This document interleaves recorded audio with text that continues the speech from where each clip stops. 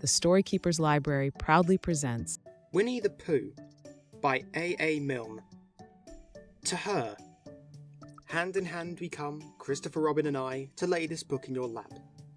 Say you're surprised? Say you like it? Say it's just what you wanted? Because it's yours. Because we love you. Introduction. If you happen to have read another book about Christopher Robin, you may remember that he once had a swan, or the swan had Christopher Robin, I don't know which, and that he used to call this swan Pooh. That was a long time ago, and when we said goodbye, we took the name with us, as we didn't think the swan would want it anymore. Well, when Edward Bear said that he would like an exciting name all to himself, Christopher Robin said at once, without stopping to think, that he was Winnie the Pooh. And he was. So, as I have explained the Pooh part, I will now explain the rest of it. You can't be in London for long without going to the zoo. There are some people who begin the zoo at the beginning, called Way In, and walk as quickly as they can past every cage until they get to the one called Way Out. But the nicest people go straight to the animal they love the most and stay there. So when Christopher Robin goes to the zoo, he goes to where the polar bears are, and he whispers something to the third keeper from the left, and doors are unlocked, and we wander through dark passages and up steep stairs, until at last we come to the special cage, and the cage is opened, and out trots something brown and furry, and with a happy cry of "Oh, bear!" Christopher Robin rushes into its arms. Now this bear's name is Winnie, which shows what a good name for bears it is. But the funny thing is that we can't remember whether Winnie is called after Pooh, or Pooh after Winnie. We did know once, but we've forgotten. I'd written as far as this, when Piglet looked up and said in his squeaky voice, "What about me?" "My dear Piglet," I said, "the whole book is about you." "So it is about Pooh," he squeaked. You see what it is. He's jealous because he thinks Pooh is having a grand introduction all to himself. Pooh is the favourite, of course, there's no denying it, but Piglet comes in for a good many things which Pooh misses, because you can't take Pooh to school without everybody knowing it. But Piglet is so small that he slips into a pocket, where it's very comforting to feel him when you're not quite sure whether twice 7 is 12 or 22. Sometimes he slips out and has a good look in the ink pot. And in this way, he has got more education than Pooh, but Pooh doesn't mind. Some have brains and some haven't, he says, and there it is. And now all the others are saying, "What about us?" So perhaps the best thing to do is to stop writing introductions and get on with the book. Alan Alexander Milne. Chapter 1, in which we are introduced to Winnie the Pooh and some bees, and the stories begin. Here is Edward Bear, coming downstairs now, bump, bump, bump on the back of his head, behind Christopher Robin. It is, as far as he knows, the only way of coming downstairs, but sometimes he feels that there really is another way, if only he could stop bumping for a moment and think of it. And then he feels that perhaps there isn't. Anyhow, here he is at the bottom, and ready to be introduced to you. Winnie the Pooh. When I first heard his name, I said, just as you were going to say, but I thought he was a boy. So did I, said Christopher Robin. Well, then you can't call him Winnie. I don't. But you said he's Winnie the Pooh. Don't you know what "the" means? Ah, yes, now I do, I said quickly. And I hope you do too, because it's all the explanation you're going to get. Sometimes Winnie the Pooh likes a game of some sort when he comes downstairs, and sometimes he likes to sit quietly in front of the fire and listen to a story. This evening. What about a story? Said Christopher Robin. What about a story? I said. Could you very sweetly tell Winnie the Pooh one? I suppose I could, I said. What sort of stories does he like? About himself, because he's that sort of bear. Oh, I see. So, could you? Very sweetly? I'll try, I said. So, I tried. Once upon a time, a very long time ago now, about last Friday, Winnie the Pooh lived in a forest all by himself under the name of Sanders. What does "under the name" mean? Asked Christopher Robin. It means he had the name over the door in gold letters and lived under it. Winnie the Pooh wasn't quite sure, said Christopher Robin. Now I am, said a growly voice. Then I'll go on, said I. One day, when he was out walking, he came to an open place in the middle of the forest, and in the middle of this place was a large oak tree, and from the top of the tree there came a loud buzzing noise. Winnie the Pooh sat down at the foot of the tree, put his head between his paws and began to think. First of all he said to himself, "That buzzing noise means something. You don't get a buzzing noise like that, just buzzing and buzzing, without its meaning something. If there's a buzzing noise, somebody's making a buzzing noise, and the only reason for making a buzzing noise that I know of is because you're a bee." And then he thought another long time and said, "And the only reason for being a bee that I know of is making honey." And then he got up and said, "And the only reason for making honey is so as I can eat it." So he began to climb the tree. He climbed, and he climbed, and he climbed, and as he climbed, he sang a little song to himself. It went like this. "Isn't it funny how a bear likes honey? Buzz, buzz, buzz, I wonder why he does." Then he climbed a little further, and a little further, and then just a little further, and by that time he'd thought of another song. "It's a very funny thought that if bears were bees, they'd build their nests at the bottom of trees. And that being so, if the bees were bears, we shouldn't have to climb up all these stairs."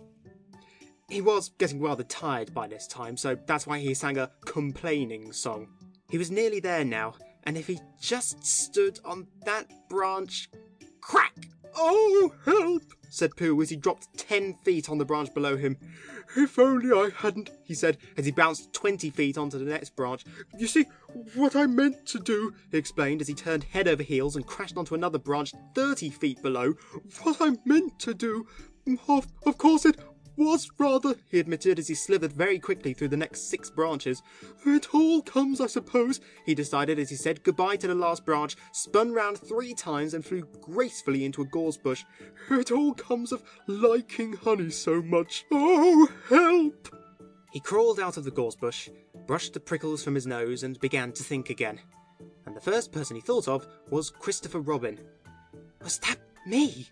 said Christopher Robin in an awed voice, hardly daring to believe it. "That was you." Christopher Robin said nothing, but his eyes got larger and larger, and his face got pinker and pinker.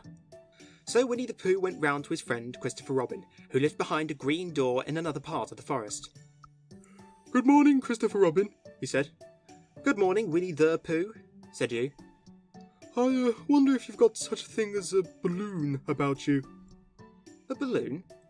"Yes, I just said to myself coming along, I wonder if Christopher Robin has such a thing as a balloon about him. I just said it to myself, thinking of balloons and wondering." "What do you want a balloon for?" he said. Winnie the Pooh looked round to see that nobody was listening, put his paw to his mouth and said in a deep whisper, "Honey!" "But you don't get honey with balloons." "I do," said Pooh. "Well, it just happened that you'd been to a party the day before at the house of your friend Piglet, and you had balloons at the party. You had a big green balloon, and one of Rabbit's relations had a big blue one, and had left it behind, being really too young to go to a party at all, and so you had brought the green one and the blue one home with you. Which one would you like?" you asked Pooh. He put his head between his paws and thought very carefully. "It's like this," he said. "When you go after honey with a balloon, the great thing is not to let the bees know you're coming. Now, if you have a green balloon, they might think you're only part of the tree and not notice you. And if you have a blue balloon, they might think you're only part of the sky and not notice you. And the question is, which is most likely?" "Wouldn't they notice you underneath the balloon?" you asked. "They might, or they might not," said Winnie the Pooh. "You never can tell with bees." He thought for a moment and said, "I shall try to look like a small black cloud. That will deceive them." "Then you'd better have the blue balloon," you said, and so it was decided. Well, you both went out with the blue balloon, and you took your gun with you, just in case, as you always did. and Winnie the Pooh went to a very muddy place that he knew of, and rolled until he was black all over. And then, when the balloon was blown up as big, and you and Pooh were both holding onto the string, you let go suddenly, and Pooh Bear floated gracefully up into the sky and stayed there, level with the top of the tree and about 20 feet away from it. "Hooray!" you shouted. "Isn't that fine?" shouted Winnie the Pooh down to you. "What do I look like?" You look like a bear holding onto a balloon," you said. "Not," said Pooh anxiously, "not like a small black cloud in a blue sky?" "Not very much." "Ah, well, perhaps from up here it looks different, and as I say, you never can tell with bees." There was no wind to blow him nearer to the tree, so there he stayed. He could see the honey, he could smell the honey, but he couldn't quite reach the honey. After a little while, he called down to you. "Christopher Robin," he said in a loud whisper. "Hello?" "I think the bees suspect something." "What sort of thing?" "I don't know, but something tells me that they're suspicious." "Perhaps they think that you're after their honey." "It may be that, you never can tell with bees." There was another little silence, and then he called down to you again. "Christopher Robin, "Yes?" have you an umbrella in your house?" "I think so." "I wish you would bring it out here and walk up and down with it, and look up at me every now and then and say, 'Tut, tut, it looks like rain.' I think if you did that, it would help the deception which we are practicing on these bees." Well, you laughed to yourself, silly old bear. But you didn't say it aloud because you were so fond of him, and you went home for your umbrella. "Oh, there you are!" called down Winnie the Pooh as soon as you got back to the tree. "I was beginning to get anxious. I've discovered that the bees are now definitely suspicious." "Shall I put my umbrella up?" he said. "Yes, but wait a moment, we must be practical. The important bee to deceive is the queen bee. Can you see which is the queen bee from down there?" "No." "Oh, a pity. Well now, if you walk up and down with your umbrella saying, 'Tut tut, it looks like rain,' I shall do what I can by singing a little cloud song, such as a cloud might sing. Go!" So, while you walked up and down and wondered if it would rain, Winnie the Pooh sang this song. "How sweet to be a cloud floating in the blue. Every little cloud always sings aloud. How sweet to be a cloud floating in the blue. It makes him very proud to be a little cloud." The bees were still buzzing as suspiciously as ever. Some of them indeed left their nests and flew all round the cloud as it began the second verse of this song.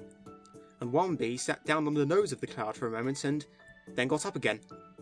"Christopher... Oh! Robin!" called out the cloud. "Yes?" "I've just been thinking, and I've come to a very important decision. These are the wrong sort of bees." "Are they?" "Oh, quite the wrong sort. So I should think they would make the wrong sort of honey, shouldn't you?" "Would they?" "Yes. So I think I shall come down." "How?" asked you. Winnie the Pooh hadn't thought about this.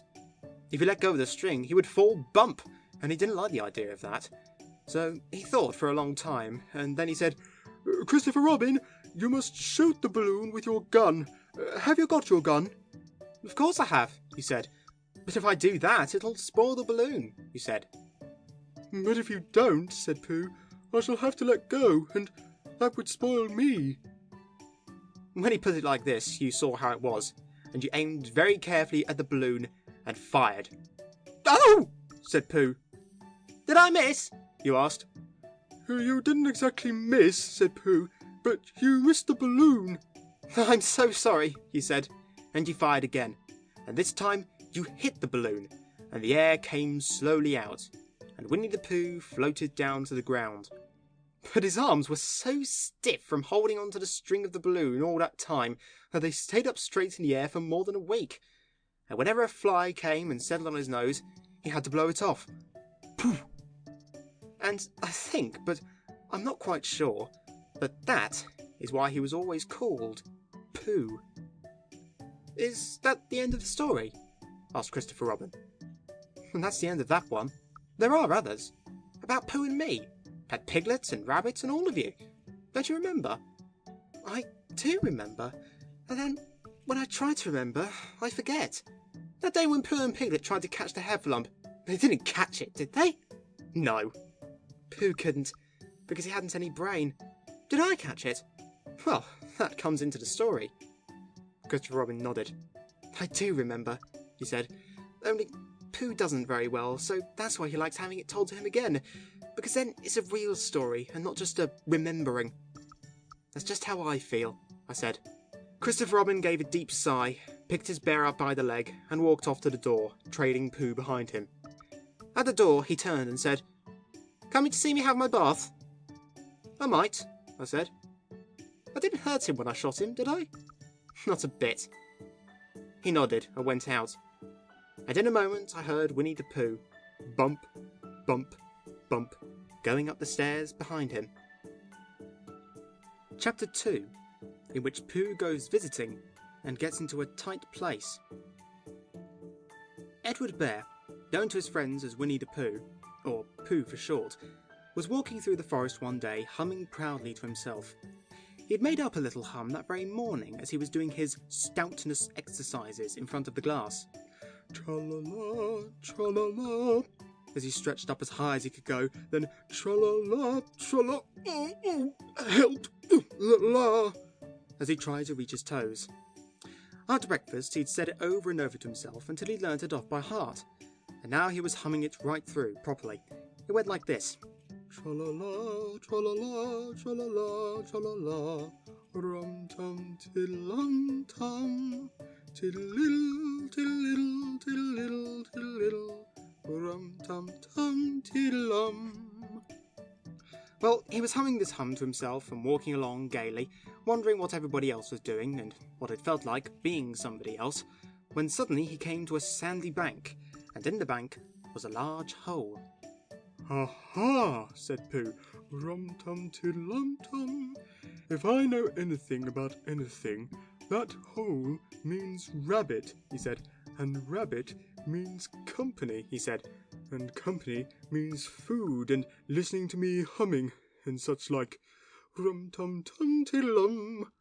So he bent down, put his head into the hole and called out, Is anybody at home? There was a sudden scuffling noise from inside the hole, and then silence. What I said was, is anybody at home? Called out Pooh very loudly. No, said a voice, and then added, You needn't shout so loud, I heard you quite well the first time. Bother, said Pooh. Isn't there anybody here at all? Nobody.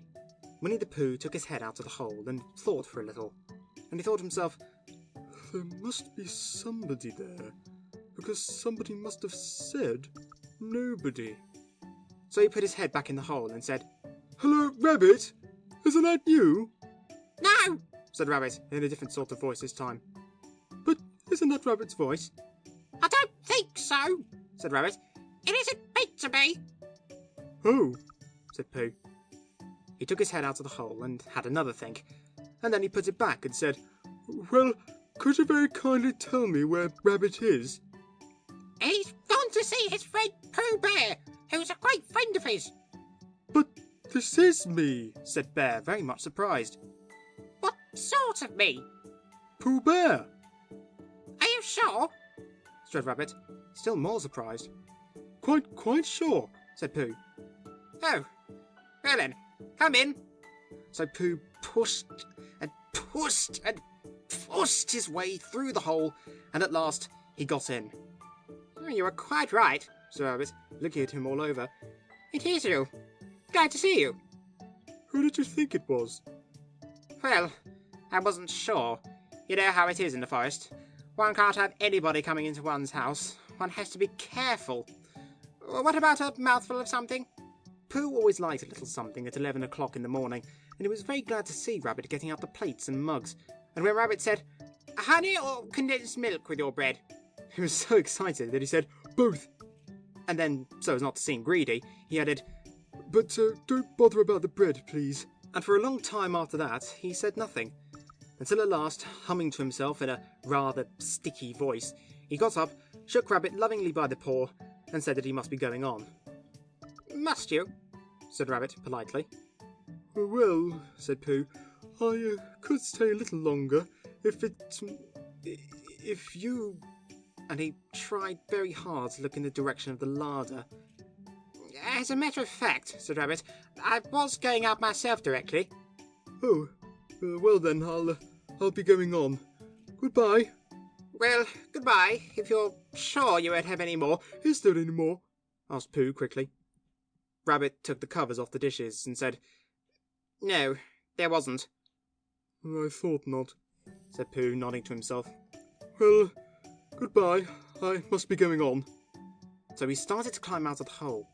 He pulled with his front paws and pushed with his back paws, and in a little while his nose was out in the open again, and then his ears, and then his front paws, and then his shoulders, and then... Oh, help, said Pooh. I'd better go back. Oh, bother, said Pooh. I shall have to go on. I can't do either, said Pooh. Oh, help and bother. Now, by this time, Rabbit wanted to go for a walk too, and finding the front door full, he went out by the back door and came round to Pooh and looked at him. Hello, are you stuck? He asked. No, said Pooh carelessly. Just resting and thinking and humming to myself. Here, give us a paw. Pooh Bear stretched out a paw, and Rabbit pulled and pulled and pulled. Oh! cried Pooh. You're hurting. The fact is, said Rabbit, you're stuck. It all comes, said Pooh crossly, of not having front doors big enough. It all comes, said Rabbit sternly, of eating too much. I thought at the time, said Rabbit, only I didn't like to say anything, said Rabbit. That one of us was eating too much, said Rabbit, and I knew it wasn't me, he said. Well, I shall go and fetch Christopher Robin.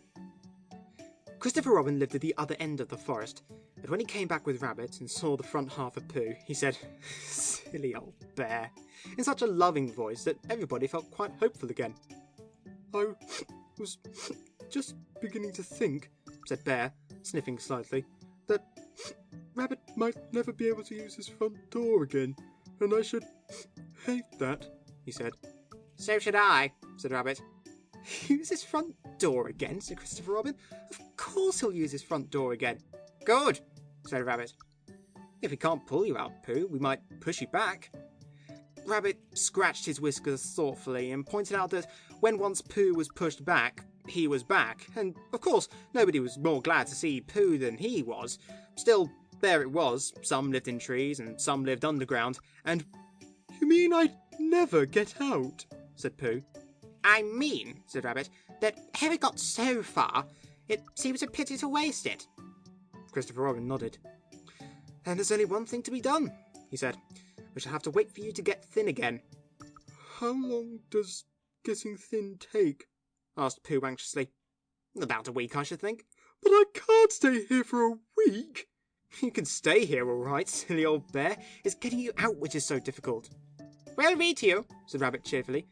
And I hope it won't snow, he added. And I say, old fellow, you take up a good deal of room in my house. Do you mind if I use your back legs as a towel horse? Because, I mean, there they are, doing nothing, and it would be very convenient just to hang the towels on them. A week, said Pooh gloomily. What about meals? I'm afraid no meals, said Christopher Robin, because of getting thin quicker, but we will read to you. Bear began to sigh, and then found he couldn't because he was so tightly stuck, and a tear rolled down his eye as he said, Then would you read a sustaining book, such as would help and comfort a wedged bear in great tightness? So, for a week, Christopher Robin read that sort of book at the north end of Pooh, and Rabbit hung his washing on the south end, and in between, Bear felt himself getting slenderer and slenderer, and at the end of the week, Christopher Robin said, "Now!" So he took hold of Pooh's front paws, and Rabbit took hold of Christopher Robin, and all Rabbit's friends and relations took hold of Rabbit, and they all pulled together. And for a long time, Pooh only said, "Ow!" and "Ooh!" And then all of a sudden he said, just as if a cork were coming out of a bottle. And Christopher Robin and Rabbit and all Rabbit's friends and relations went head over heels backwards, and on the top of them came Winnie the Pooh. Free. So, with a nod of thanks to his friends, he went on with his walk through the forest, humming proudly to himself. But Christopher Robin looked after him lovingly, and said to himself, "Silly old bear." Chapter 3, in which Pooh and Piglet go hunting, and nearly catch a woozle. The Piglet lived in a very grand house in the middle of a beech tree, and the beech tree was in the middle of the forest, and the Piglet lived in the middle of the house. Next to his house was a piece of broken board which had "Trespassers were" on it. When Christopher Robin asked the Piglet what it meant, he said it was his grandfather's name and had been in the family for a long time. Christopher Robin said you couldn't be called Trespassers were, and Piglet said yes you could because his grandfather was, and it was short for Trespassers Will, which was short for Trespassers William, and his grandfather had had two names in case he lost one, Trespassers after an uncle, and William after Trespassers. "I've got two names," said Christopher Robin carelessly. "Oh, there you are! That proves it!" said Piglet. One fine winter's day, when Piglet was brushing away the snow in front of his house, he happened to look up, and there was Winnie the Pooh. Pooh was walking round and round in a circle, thinking of something else, and when Piglet called to him, he just went on walking. "Hello," said Piglet. "what are you doing?" Hunting, said Pooh. "Hunting what?" tracking something. said Winnie the Pooh very mysteriously. "Tracking what?" said Piglet, coming closer. That's just what I ask myself. I ask myself, what? "What do you think you'll answer?" I shall have to wait until I catch up with it, said Winnie the Pooh. Now, look there. He pointed to the ground in front of him. What do you see there? "Tracks," said Piglet. "paw marks." "Oh!" He gave a little squeak of excitement. "Oh, Pooh, do you think it's a woozle?" It may be, said Pooh. Sometimes it is and sometimes it isn't. You never can tell with paw marks. With these few words he went on tracking, and Piglet, after watching him for a minute or two, ran after him. Winnie the Pooh had come to a sudden stop, and was bending over the tracks in a puzzled sort of way. "What's the matter?" asked Piglet. It's a very funny thing, said Bear. but there seem to be two animals now. This, whatever it was, has been joined by another, whatever it is, and the two of them are now proceeding in company. Would you mind coming with me, Piglet, in case they turn out to be hostile animals? Piglet scratched his ear in a nice sort of way, and said that he had nothing to do until Friday, and would be delighted to come, in case it really was a woozle. You mean in case it really is two woozles? said Winnie the Pooh. And Piglet said that anyhow he had nothing to do until Friday, so off they went together. There was a small spinney of larch trees just here, and it seemed as if the two woozles, if that is what they were, had been going round this spinney. So round this spinney went Pooh and Piglet after them. Piglet passing the time by telling Pooh what his grandfather, Trespassers were, had done to remove stiffness after tracking, and how his grandfather, Trespassers were, had suffered in his later years from shortness of breath. And Pooh, wondering what a grandfather was like, and if perhaps this was two grandfathers they were after now, and if so, whether he would be allowed to take one home and keep it, and what Christopher Robin would say. And still the tracks went on in front of them. Suddenly, Winnie the Pooh stopped and pointed excitedly in front of him. "Look!" "What?" said Piglet with a jump. And then, to show that he hadn't been frightened, he jumped up and down once or twice more, in an exercising sort of way. The tracks, said Pooh. A third animal has joined the other two. "Pooh!" cried Piglet. "Do you think it's another woozle?" No, said Pooh, because it makes different marks. It's either two woozles and one, as it might be, whizzle, or two, as it might be, whizzles, and one, if so it is, woozle. Let us continue to follow them. So they went on, feeling just a little anxious now, in case the three animals in front of them were of hostile intent. And Piglet wished very much that his grandfather T.W. were there, instead of elsewhere, and Pooh thought how nice it would be if they met Christopher Robin suddenly, but quite accidentally, and only because he liked Christopher Robin so much. And then, all of a sudden, Winnie the Pooh stopped again, and licked the tip of his nose in a cooling manner, for he was feeling more hot and anxious than ever in his life before. There were 4 animals in front of them. Do you see, Piglet? Look at their tracks. 3, as it were, woozles, and 1, as it was, whizzle. Another woozle has joined them. And so it seemed to be. There were the tracks, crossing over each other here, getting muddled up with each other there, but quite plainly, every now and then, the tracks of 4 sets of paws. I think, said Piglet, when he licked the tip of his nose too, and found that it brought very little comfort. I think that I've just remembered something. I just remembered something that I forgot to do yesterday and shan't be able to do tomorrow, so I suppose I really ought to go back and do it now. We'll do it this afternoon, and I'll come with you, said Pooh. It isn't the sort of thing you could do in the afternoon, said Piglet quickly. It's a very particular morning thing that has to be done in the morning, and if possible between the hours of... what would you say the time was? About 12, said Winnie the Pooh, looking at the sun. Between, as I was saying, the hours of 12 and 12:05. So really, dear old Pooh, if you'll excuse me... Oh, what's that?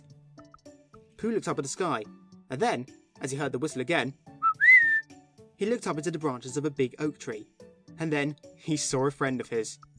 It's Christopher Robin, he said. Ah, then you'll be all right, said Piglet. You'll be quite safe with him. Goodbye. And he trotted off home as quickly as he could, very glad to be out of all danger again. Christopher Robin came slowly down his tree. Silly old bear, he said, what were you doing? First you went round a spinney twice by yourself, and then Piglet ran after you, and you went round again together, and then you were just going round a 4th time. Wait a moment, said Winnie the Pooh, holding up his paw. He sat down and thought, in the most thoughtful way he could think. Then he fitted his paw into one of the tracks, and then he scratched his nose twice and stood up. Yes, said Winnie the Pooh. I see now, said Winnie the Pooh. I have been foolish and deluded, said he. And I'm a bear of no brain at all. You're the best bear in all the world, said Christopher Robin soothingly. Am I? said Pooh hopefully. And then he brightened up suddenly. Anyhow, he said, it's nearly luncheon time. So he went home for it. Chapter 4, in which Eeyore loses a tail and Pooh finds one. The old grey donkey, Eeyore, stood by himself in a thistly corner of the forest, his front feet well apart, his head on one side, and thought about things.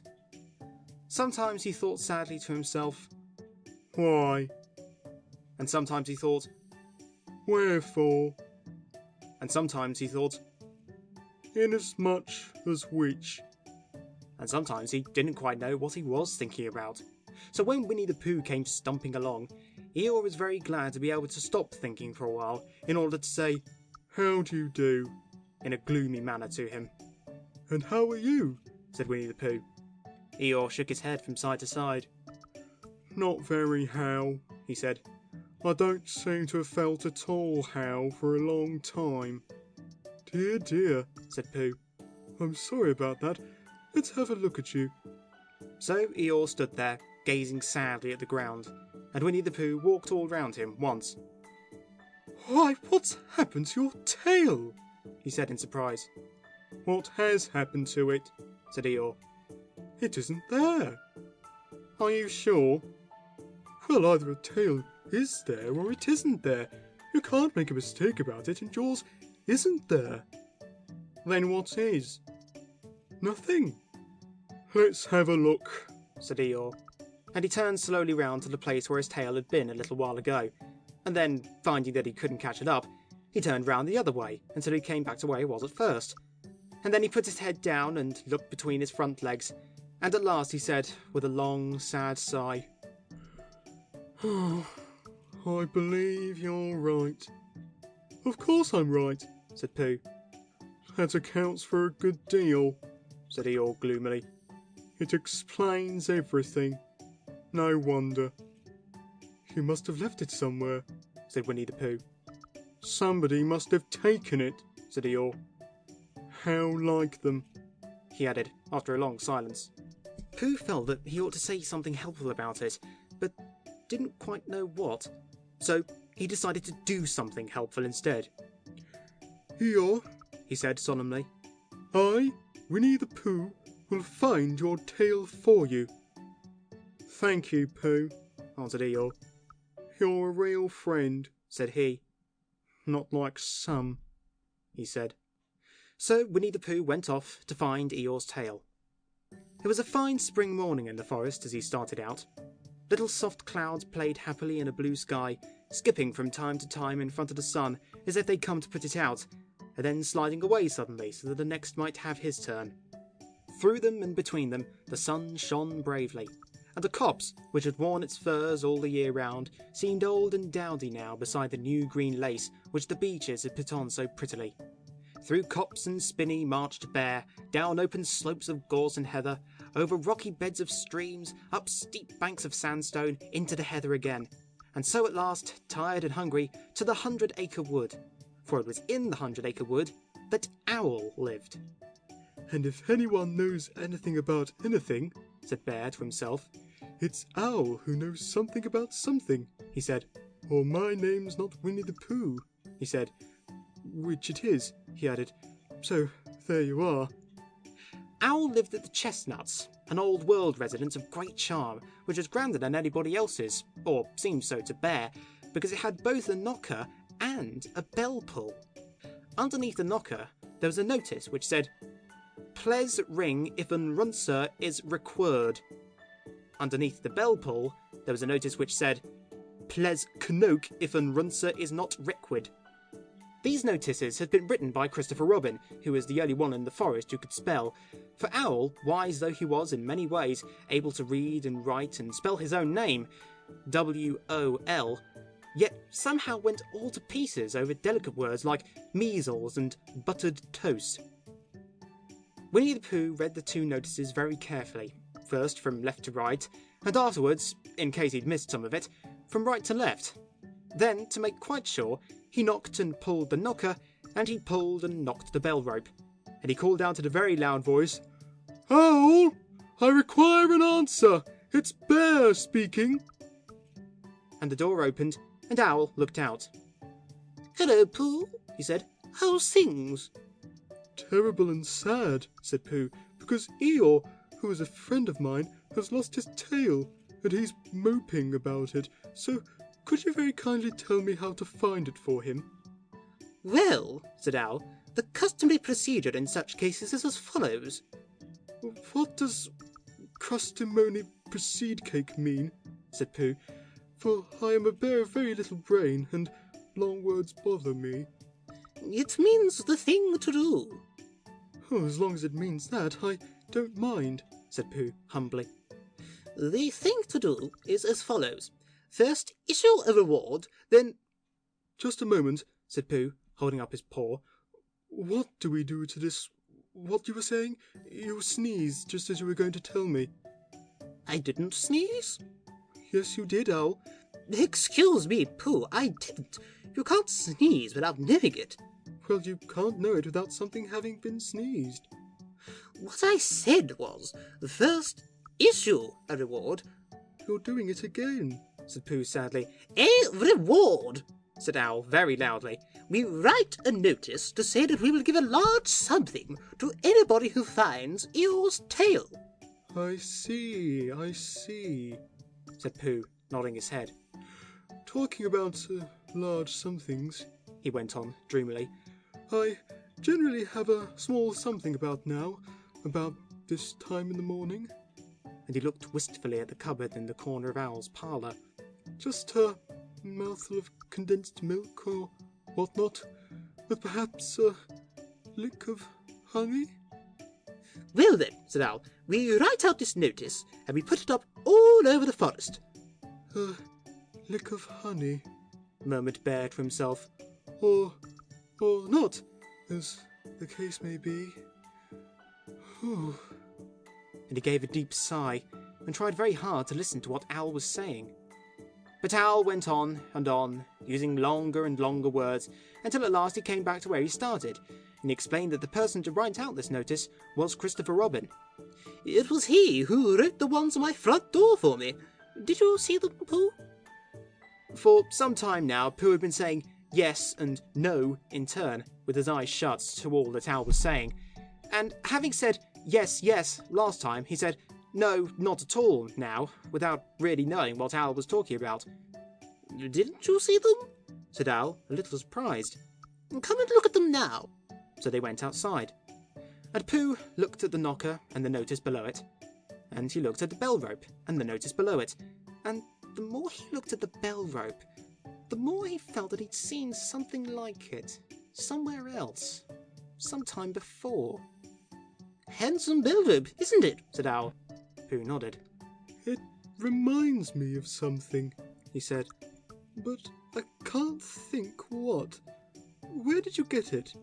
I just came across it in the forest.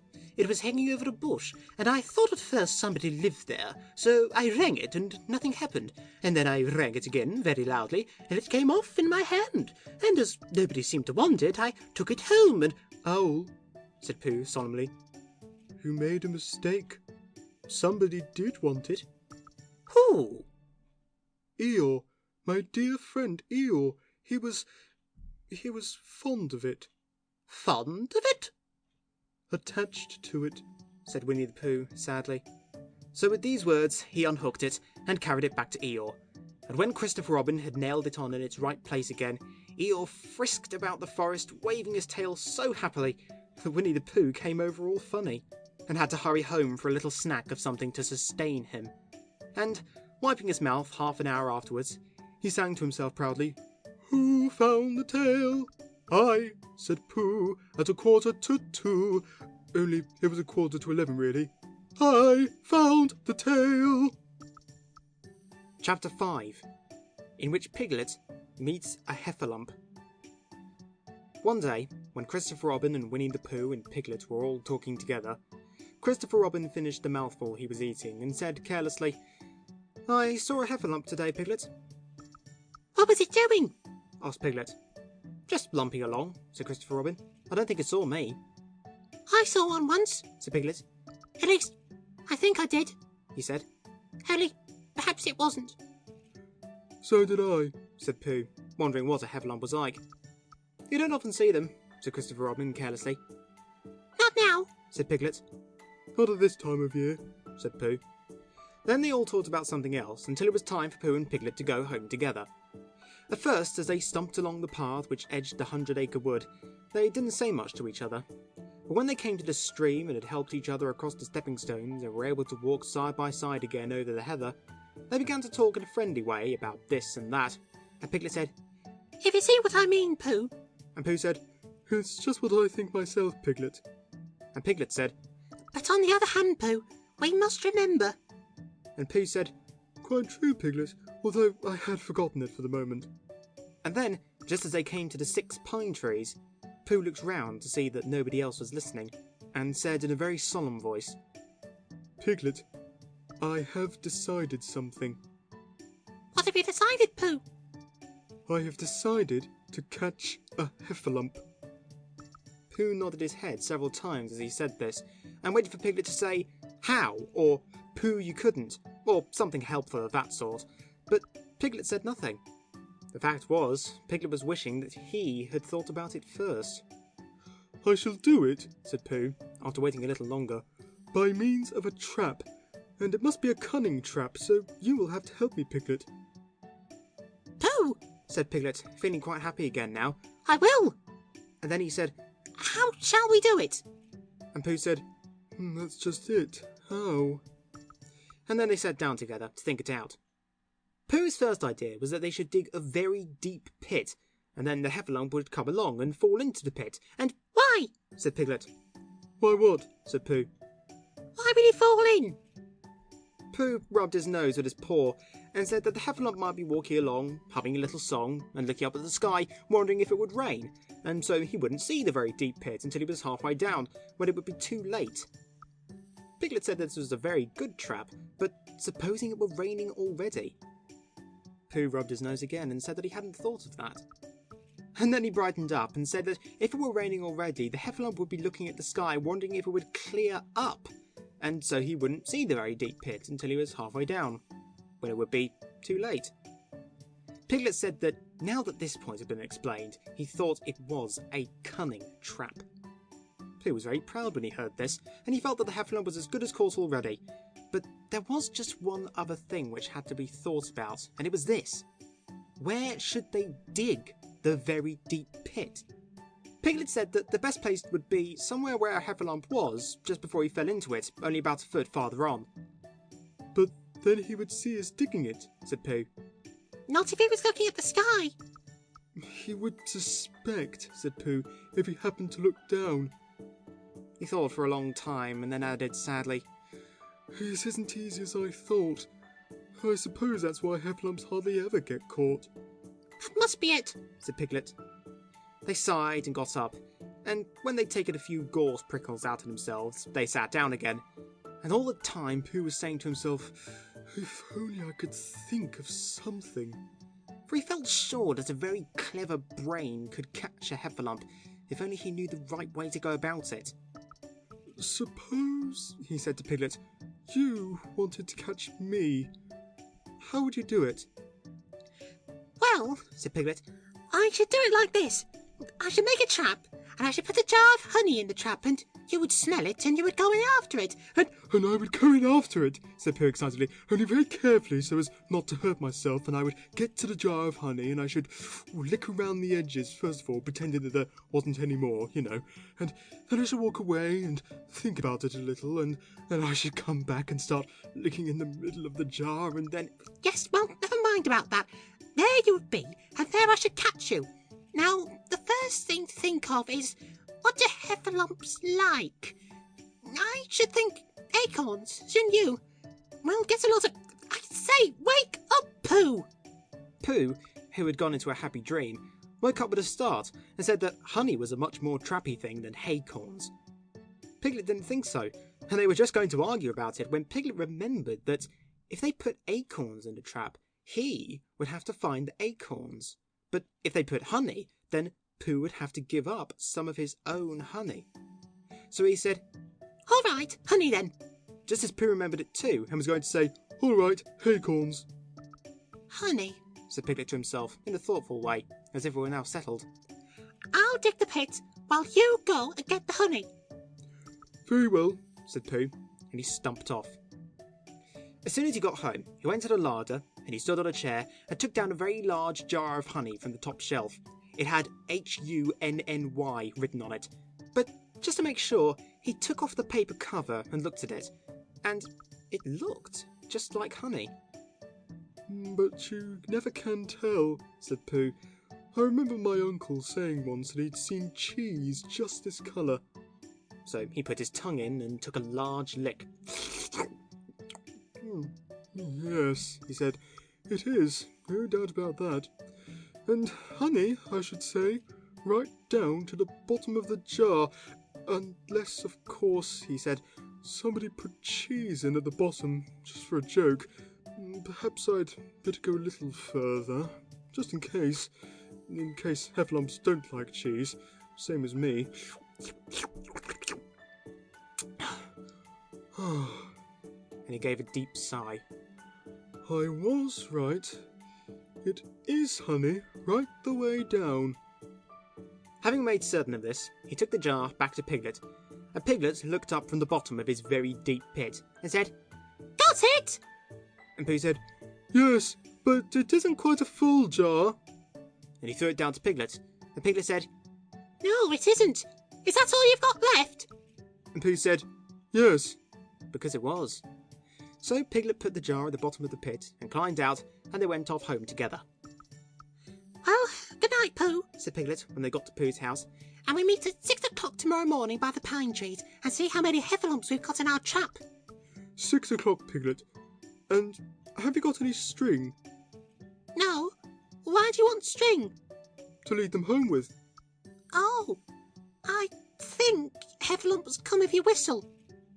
Some do and some don't. You never can tell with Heffalumps. Well, good night. Good night. And off Piglet trotted to his house, trespassers were, while Pooh made his preparations for bed. Some hours later, just as the night was beginning to steal away, Pooh woke up suddenly with a sinking feeling. He'd had that sinking feeling before, and he knew what it meant. He was hungry. So he went to the larder, and he stood on a chair and reached up to the top shelf, and found nothing. That's funny, he thought. I know I had a jar of honey there. A full jar full of honey, right up to the top, and it had Hunny written on it, so I should know it was honey. That's very funny. And then he began to wander up and down, wondering where it was, and murmuring a murmur to himself like this. It's very, very funny, 'cause I know I had some honey, 'cause it had a label on, saying Hunny. A galoptious full of pot too, and I don't know where it's got to. No, I don't know where it's gone. Well, it's Funny. He'd murmured this to himself 3 times in a singing sort of way, when suddenly he remembered. He'd put it into the cunning trap to catch the Heffalump. Bother, said Pooh. It all comes of trying to be kind to Heffalumps. And he got back into bed. But he couldn't sleep. The more he tried to sleep, the more he couldn't. He tried counting sheep, which is sometimes a good way of getting to sleep, and as that was no good, he tried counting Heffalumps. And that was worse, because every Heffalump that he counted was making straight for a pot of Pooh's honey and eating it all. For some minutes he lay there miserably, but when the 587th Heffalump was licking its jaws and saying to itself, Very good honey, miss. I don't know where I've tasted better. Pooh could bear it no longer. He jumped out of bed, he ran out of the house, and he ran straight to the 6 pine trees. The sun was still in bed, but there was a lightness in the sky over the 100-acre wood, which seemed to show that it was waking up and would soon be kicking off the clothes. In the half-light, the pine trees looked cold and lonely, and the very deep pit seemed deeper than it was, and Pooh's jar of honey at the bottom was something mysterious, a shape, and no more. But as he got nearer to it, his nose told him that it was indeed honey, and his tongue came out and began to polish up his mouth, ready for it. Bother, said Pooh, as he got his nose inside the jar. A Heffalump has been eating it. And then he thought a little and said, Oh, no, I did. I forgot. Indeed, he had eaten most of it, but there was a little left at the very bottom of the jar, and he pushed his head right in and began to lick. By and by, Piglet woke up. As soon as he woke, he said to himself, Oh, then he said bravely, yes, and then still more bravely, quite so. but he didn't feel very brave, for the word which was really jiggetting about in his brain was Heffalumps. What was a Heffalump like? Was it fierce? Did it come when you whistled, and how did it come? Was it fond of pigs at all? If it was fond of pigs, did it make any difference what sort of pig? Supposing it was fierce with pigs, would it make any difference that the pig had a grandfather called Trespassers William? He didn't know the answer to any of these questions, and he was going to see his first Heffalump in about an hour from now. Of course, Pooh would be with him, and it was much more friendly with 2, but suppose Heffalumps were very fierce with pigs and bears? Wouldn't it be better to pretend that he had a headache and couldn't go up to the 6 pine trees this morning? But then suppose that it was a very fine day and there was no Heffalump in the trap. Here he would be in bed all the morning, simply wasting his time for nothing. What should he do? And then he had a clever idea. He would go up very quietly to the 6 pine trees now, peep very cautiously into the trap and see if there was a Heffalump there. And if there was, he would go back to bed, and if there wasn't, he wouldn't. So off he went. At first he thought that there wouldn't be a Heffalump in the trap, and then he thought that there would. And as he got nearer, he was sure that there would, because he could hear it heffalumphing about it like anything. Oh dear, Said Piglet to himself. He wanted to run away, but somehow, having got so near, he felt that he must just see what a heffalump was like. So he crept to the side of the trap and looked in. And all the time, Winnie the Pooh had been trying to get the honey jar off his head. The more he shook it, the more tightly it stuck. "Bother!" he said inside the jar, and "Oh, help!" and mostly, "Ow!" And he tried bumping it against things, but as he couldn't see what he was bumping it against, it didn't help him. And he tried to climb out of the trap, but as he could see nothing but jar, and not much of that, he couldn't find his way. So at last, he lifted up his head, jar and all, and made a loud roaring noise of sadness and despair. "Oh!" And it was at that moment that Piglet looked down. Help! Cried Piglet. A heffalump! A horrible heffalump! And he scampered off as hard as he could, still crying out, Help! A horrible heffalump! A horrible heffalump! Horrible heffalump! Oh! and he didn't stop crying and scampering until he got to Christopher Robin's house. "Whatever's the matter, Piglet?" said Christopher Robin, who was just getting up. Hef! Said Piglet, breathing so hard that he could hardly speak. A heffalump! "Where?" Up there! said Piglet, waving his paw. What did it look like? Like, oh, it had the biggest head you ever saw, Christopher Robin. A great enormous thing, like nothing. A huge, big, like a, I don't know, like an enormous, big nothing, like a jar. "Well," said Christopher Robin, putting on his shoes, "I shall go and look at it. Come on." Piglet wasn't afraid if he had Christopher Robin with him, so off they went. I can hear it, can't you? Said Piglet anxiously as they got near. "I can hear something," said Christopher Robin. It was Pooh bumping his head against a tree root he'd found. There! Said Piglet, Isn't it awful? and he held on tight to Christopher Robin's hand. Suddenly, Christopher Robin began to laugh, and he laughed, and he laughed, and he laughed. And while he was still laughing, crash went the heffalumps head against the tree root, smash went the jar, and out came Pooh's head again. Then Piglet saw what a foolish Piglet he'd been, and he was so ashamed of himself that he ran straight off home and went to bed with a headache. But Christopher Robin and Pooh went home to breakfast together. "Oh, Bear," said Christopher Robin, "how I do love you." So do I. Said Pooh. Chapter 6, in which Eeyore has a birthday and gets 2 presents. Eeyore, the old grey donkey, stood by the side of the stream and looked at himself in the water. Pathetic. He said. That's what it is. Pathetic. He turned and walked slowly down the stream for 20 yards, splashed across it, and walked slowly back on the other side. Then he looked at himself in the water again. As I thought, he said. No better from this side. But nobody minds. Nobody cares. Pathetic. That's what it is. There was a crackling noise in the bracken behind him, and out came Pooh. Good morning, Eeyore, Said Pooh. Good morning, Pooh Bear, Said Eeyore gloomily. If it is a good morning, He said. which I doubt. Said he. Why, what's the matter? Nothing, Pooh Bear, nothing. We can't all, and some of us don't.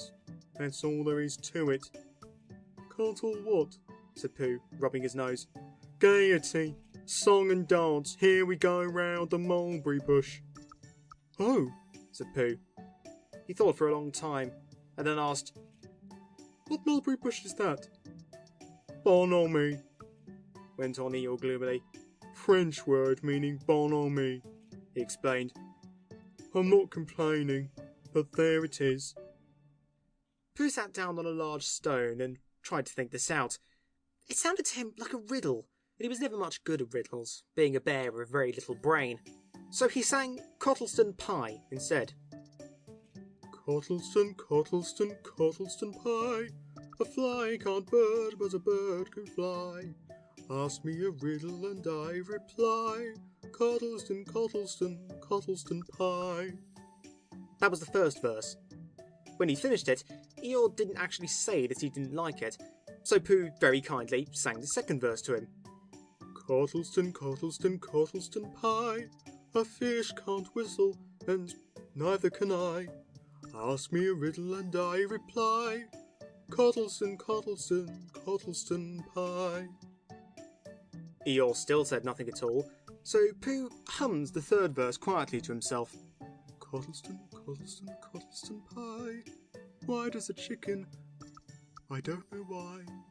Ask me a riddle and I reply.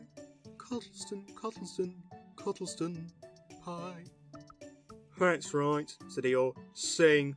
Umpty tiddly umpty too. Here we go gathering nuts and may. Enjoy yourself. I am, said Pooh. Some can, said Eeyore. What's the matter? Is anything the matter? You seem so sad, Eeyore. Sad? Why should I be sad? It's my birthday, the happiest day of the year. Your birthday? Said Pooh in great surprise. Of course it is. Can't you see? Look at all the presents I've had. He waved a foot from side to side. Look at the birthday cake, candles and pink sugar. Pooh looked, first to the right and then to the left. Presents? Said Pooh. Birthday cake? Said Pooh. Where? Can't you see them? No, said Pooh. Neither can I, said Eeyore. Joke, he explained. Ha ha. Pooh scratched his head, being a little puzzled by all this. But is it really your birthday? He asked. It is. Oh, well, many happy returns of the day, Eeyore. And many happy returns to you, Pooh Bear. But it isn't my birthday. No, it's mine. But you said many happy returns. Well, why not? You don't always want to be miserable on my birthday, do you? Oh, I see, said Pooh. It's bad enough, said Eeyore, almost breaking down, being miserable myself. What with no presents, no cake and no candles, and no proper notice taken of me at all. But if everybody else is going to be miserable too... This was too much for Pooh. Stay there, he called to Eeyore as he turned and hurried back home as quick as he could, for he felt that he must get poor Eeyore a present of some sort at once, and he could always think of a proper one afterwards. Outside his house he found Piglet jumping up and down trying to reach the knocker. Hello, Piglet, he said. Hello, Pooh, said Piglet. What are you trying to do? I was trying to reach the knocker, said Piglet. I just came round. Let me do it for you, said Pooh kindly. So he reached up and knocked at the door. I've just seen Eeyore, he began, and poor Eeyore is in a very sad condition because it's his birthday and nobody's taken any notice of it, and he's very gloomy. You know what Eeyore is. And there he was, and what a long time whoever lives here is answering this door. And he knocked again. But, Pooh, said Piglet, it's your own house. Oh, said Pooh. So it is, he said. Well, let's go in. So in they went. The first thing Pooh did was to go to the cupboard to see if he had quite a small jar of honey left. And he had, so he took it down. I'm giving this to Eeyore, he explained, as a present. What are you going to give? Couldn't I give it too, said Piglet, from both of us? No, said Pooh, that would not be a good plan. All right then, I'll give him a balloon. I've got one left for my party. I'll go and get it now, shall I? That, Piglet, is a very good idea. It's just what Eeyore wants to cheer him up. Nobody can be uncheered with a balloon. So off Piglet trotted, and in the other direction went Pooh, with his jar of honey. It was a warm day, and he had a long way to go. He hadn't gone more than halfway when a sort of funny feeling began to creep all over him. It began at the tip of his nose and trickled all through him and out to the soles of his feet. It was just as if somebody inside him was saying, "Now then, Pooh, time for a little something." Dear, dear, said Pooh. I didn't know it was as late as that. So he sat down and took the top off his jar of honey. Lucky I brought this with me, he thought. Many a bear going out on a warm day like this would never have thought of bringing a little something with him. And he began to eat. Now, let me see, He thought, as he took his last lick of the inside of the jar. where was I going? Ah, yes, Eeyore. He got up slowly, and then suddenly he remembered he'd eaten Eeyore's birthday present. Bother, said Pooh. What shall I do? I must give him something. For a little while he couldn't think of anything. Then he thought, Well, it's a very nice pot, even if there's no honey in it. And if I washed it clean and got somebody to write a happy birthday on it, Eeyore could keep things in it which might be useful. so as he was just passing the 100-acre wood, he went inside to call on Owl, who lived there. Good morning, Owl, he said. Good morning, Pooh, said Owl. Many happy returns of Eeyore's birthday, said Pooh. Oh, is that what it is? What are you giving him, Owl? What are you giving him, Pooh? I'm giving him a useful pot to keep things in, and I wanted to ask you... Is this it? Said Owl, taking it out of Pooh's paw. Yes, and I wanted to ask you... Somebody's been keeping honey in it, Said Owl. You can keep anything in it, said Pooh earnestly. It's very useful like that, and I wanted to ask you... You ought to write a happy birthday on it. That was what I wanted to ask you, said Pooh, because my spelling is wobbly. It's good spelling, but it wobbles, and the letters get in the wrong places. Would you write a happy birthday on it for me? It's a nice pot, Said Owl, looking at it all round. Couldn't I give it too, from both of us? No, said Pooh. That would not be a good plan. Now, I'll just wash it first, and then you can write on it. Well, he washed the pot out and dried it, while Owl licked the end of his pencil and wondered how to spell birthday. Can you read, Pooh? He asked, a little anxiously. There's a notice about knocking and ringing outside my door, which Christopher Robin wrote. Could you read it? Christopher Robin told me what it said, and then I could. Well, I'll tell you what this says, and then you'll be able to. So Owl wrote, and this is what he wrote. HIPY PAPY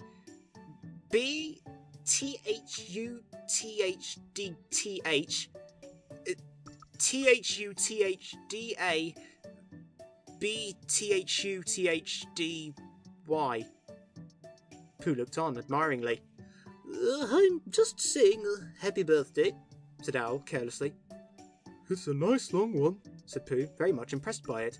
Well, actually, of course, I'm saying a very happy birthday with a note from Pooh. Naturally, it takes a good deal of pencil to say a long thing like that. Oh, I see, Said Pooh. While all this was happening, Piglet had gone back to his own house to get Eeyore's balloon. He held it very tightly against himself so that it shouldn't blow away, and he ran as fast as he could so as to get to Eeyore before Pooh did, for he thought that he would like to be the first one to give a present, just as if he'd thought of it without being told by anybody. And running along and thinking how pleased Eeyore would be, he didn't look where he was going, and suddenly he put his foot in a rabbit hole and fell down flat on his face. Bang! Piglet lay there wondering what had happened. At first he thought that the whole world had blown up, and then he thought that perhaps only the forest part of it had. And then he thought that perhaps only he had, and he was now alone in the moon or somewhere, and would never see Christopher Robin or Pooh or Eeyore again. And then he thought, Well, even if I'm in the moon, I need to be face downwards all the time. so he got cautiously up and looked about him. He was still in the forest. Well, that's funny, He thought, I wonder what that bang was. I couldn't have made such a noise just falling down. And where's my balloon? And what's that small piece of damn rag doing? it was the balloon, Oh, dear. said Piglet. Oh, dear. Oh, dearie. Dearie, dear. Oh, well, it's too late now. I can't go back, and I haven't another balloon, and perhaps Eeyore doesn't like balloons so very much.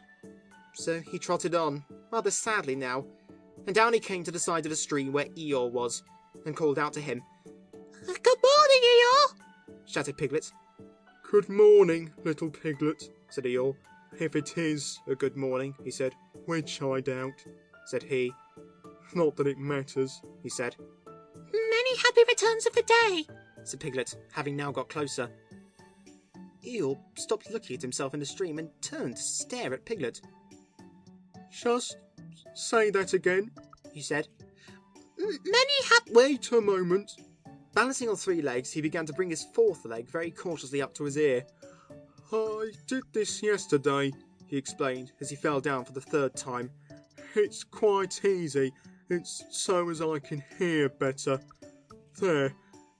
That's done it. Now then, what were you saying? He pushed his ear forward with his hoof. Many happy returns of the day. Said Piglet again. Meaning me? Of course, Eeyore. My birthday? Yes, Me having a real birthday? yes, Eeyore. And I've brought you a present. Eeyore took down his right hoof from his right ear, turned round, and with great difficulty put up his left hoof. I must have that in the other ear, he said. Now then, A present! said Piglet very loudly. Meaning me again? Yes, My birthday still? of course, Eeyore. Me going on having a real birthday? Yes, Eeyore. And I brought you a balloon. Balloon? Said Eeyore. You did say balloon. One of those big coloured things you blow up. Gaiety, song and dance, here we are and there we are. Yes, but I'm afraid... I'm very sorry, Eeyore, but when I was running along to bring it to you, I fell down. Dear, dear, how unlucky. You ran too fast, I expect. You didn't hurt yourself, little Piglet? No, but oh, Eeyore, I burst the balloon. There was a very long silence. My balloon? Said Eeyore at last. Piglet nodded. My birthday balloon? Yes, Eeyore, Said Piglet, sniffing a little. here it is, with many happy returns of the day. And he gave Eeyore the small piece of damp rag. Is this it? Said Eeyore, a little surprised. Piglet nodded. My present? Piglet nodded again. The balloon? Yes, Thank you, Piglet. Said Eeyore. You don't mind my asking, he went on, but what colour was this balloon when it was a balloon? red. I just wondered. Red, he murmured to himself. My favourite colour. How big was it? About as big as me. I just wondered. About as big as Piglet, He said to himself, sadly. my favourite size. Well, well.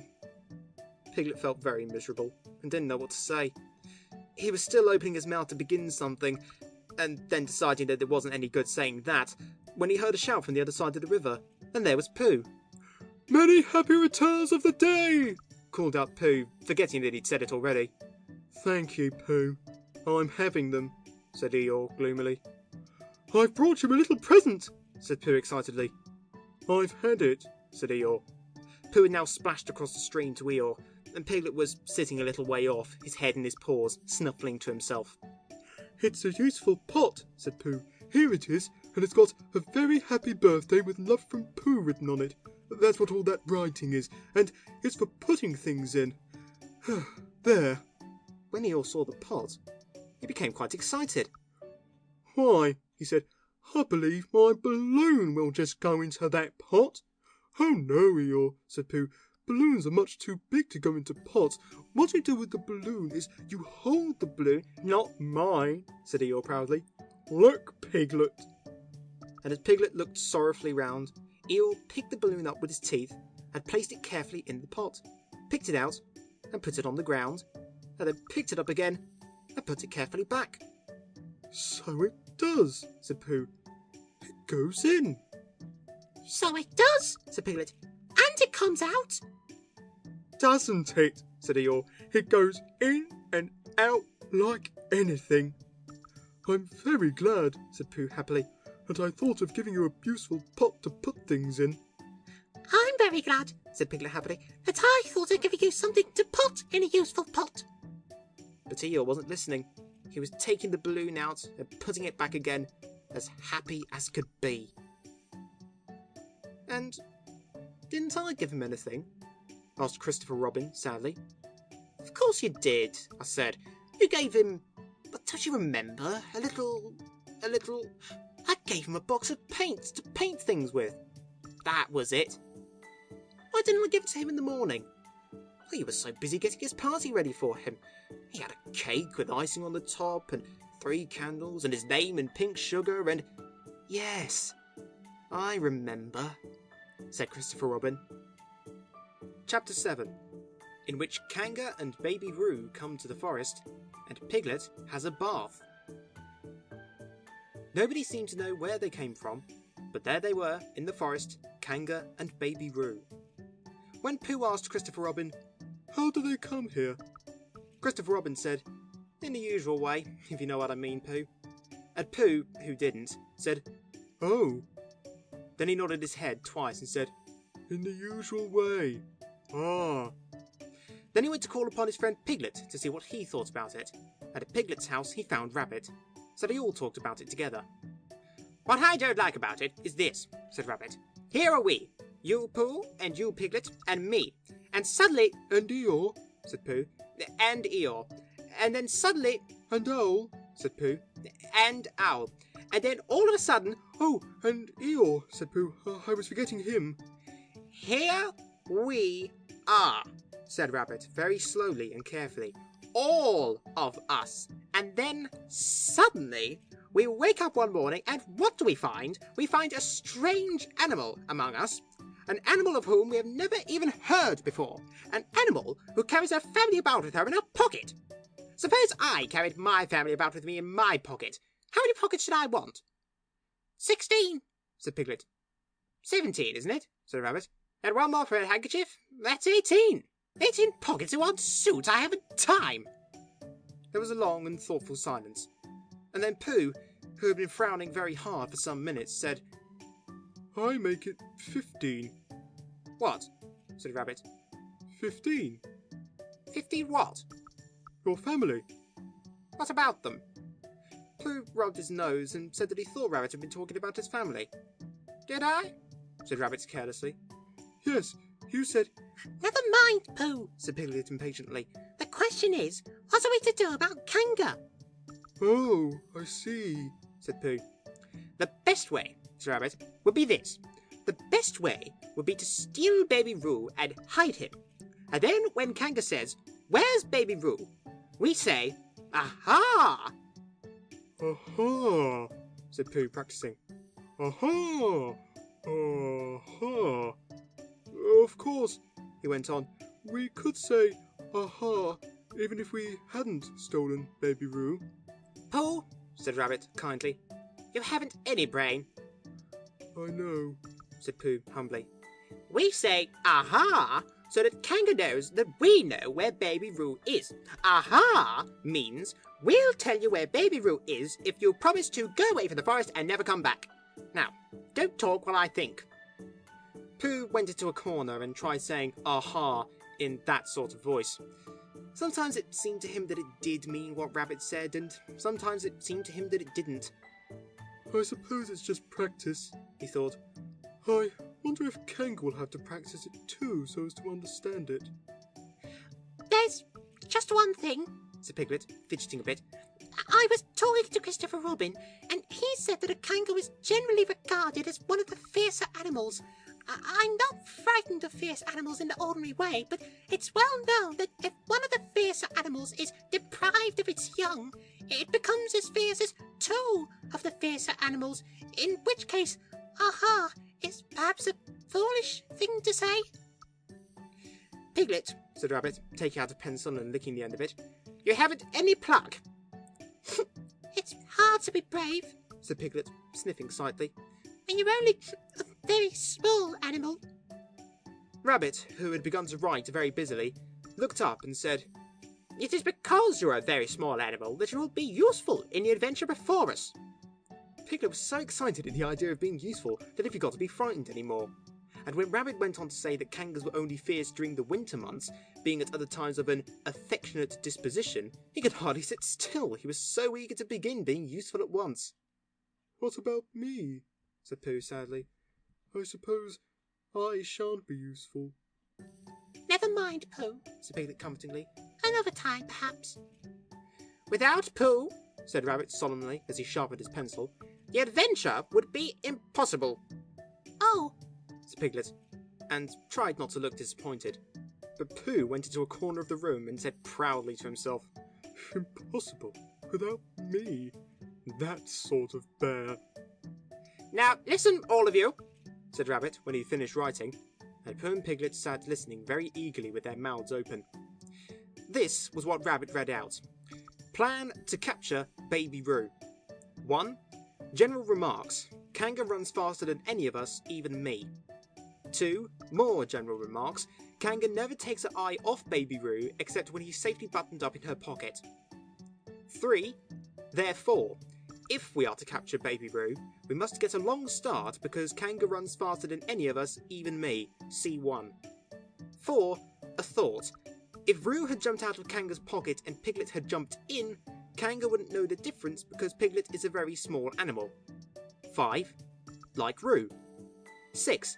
But Kanga would have to be looking the other way first so as not to see Piglet jumping in. 7. C2. 8. Another thought. But if Pooh was talking to her very excitedly, she might look the other way for a moment. 9. And then I could run away with Roo. 10. Quickly. 11. And Kanga wouldn't discover the difference until afterwards. Well, Rabbit read this out proudly, and for a little while after he'd read it, nobody said anything. And then Piglet, who had been opening and shutting his mouth without making any noise, managed to say very huskily, and afterwards, How do you mean? when Kanga does discover the difference, Then we all say, Aha! all three of us. Yes? Oh, What's the trouble, Piglet? nothing. Said Piglet. As long as we all three say it. As long as we all three say it, Said Piglet. I don't mind. He said, But I shouldn't care to say aha by myself. It wouldn't sound nearly so well. By the way, he said, you are quite sure about what you said about the winter months? The winter months? Yes, only being fierce in the winter months. Oh, yes, that's all right. Well, Pooh, you see what you have to do? No, Said Pooh Bear. not yet, he said. What do I do? Well, you just have to talk very hard to Kanga, so she doesn't notice anything. Oh, what about? Anything you like. You mean like telling her a little bit of poetry or something? That's it, said Rabbit. Splendid. Now, come along. So they all went out to look for Kanga. Kanga and Roo were spending a quiet afternoon in a sandy part of the forest. Baby Roo was practicing very small jumps in the sand and falling down mouse holes and climbing out of them. And Kanga was fidgeting about and saying, Just one more jump, dear, and then we must go home. And at that moment, who should come stumping up the hill but Pooh? Good afternoon, Kanga. Good afternoon, Pooh. Look at me jumping! Squeaked Roo and fell into another mouse hole. Hello, Roo, my little fellow. We were just going home, said Kanga. Good afternoon, Rabbit. Good afternoon, Piglet. Rabbit and Piglet, who had now come up from the other side of the hill, said good afternoon and hello, Roo, and Roo asked them to look at him jumping, so they stayed and looked. And Kanga looked too. Oh, Kanga, Said Pooh, after Rabbit had winked at him twice. I don't know if you're interested in poetry at all. Hardly at all, said Kanga. Oh, Said Pooh. Roo dear, just one more jump and then we must go home. There was a short silence while Roo fell down another mouse hole. Go on, said Rabbit, in a loud whisper behind his paw. Talking of poetry, said Pooh, I made up a little piece as I was coming along. It went like this, Now let me see. Fancy, said Kanga. Now, Roo dear. You'll love this piece of poetry, said Rabbit. You'll love it, said Piglet. You must listen very carefully, said Rabbit. So as not to miss any of it, said Piglet. Oh yes, said Kanga, but she still looked at Baby Roo. How did it go, Pooh? Said Rabbit. Pooh gave a little cough and began. Lines written by a bear of very little brain. On Monday, when the sun is hot, I wonder to myself a lot. Now, is it true or is it not, that what is which and which is what?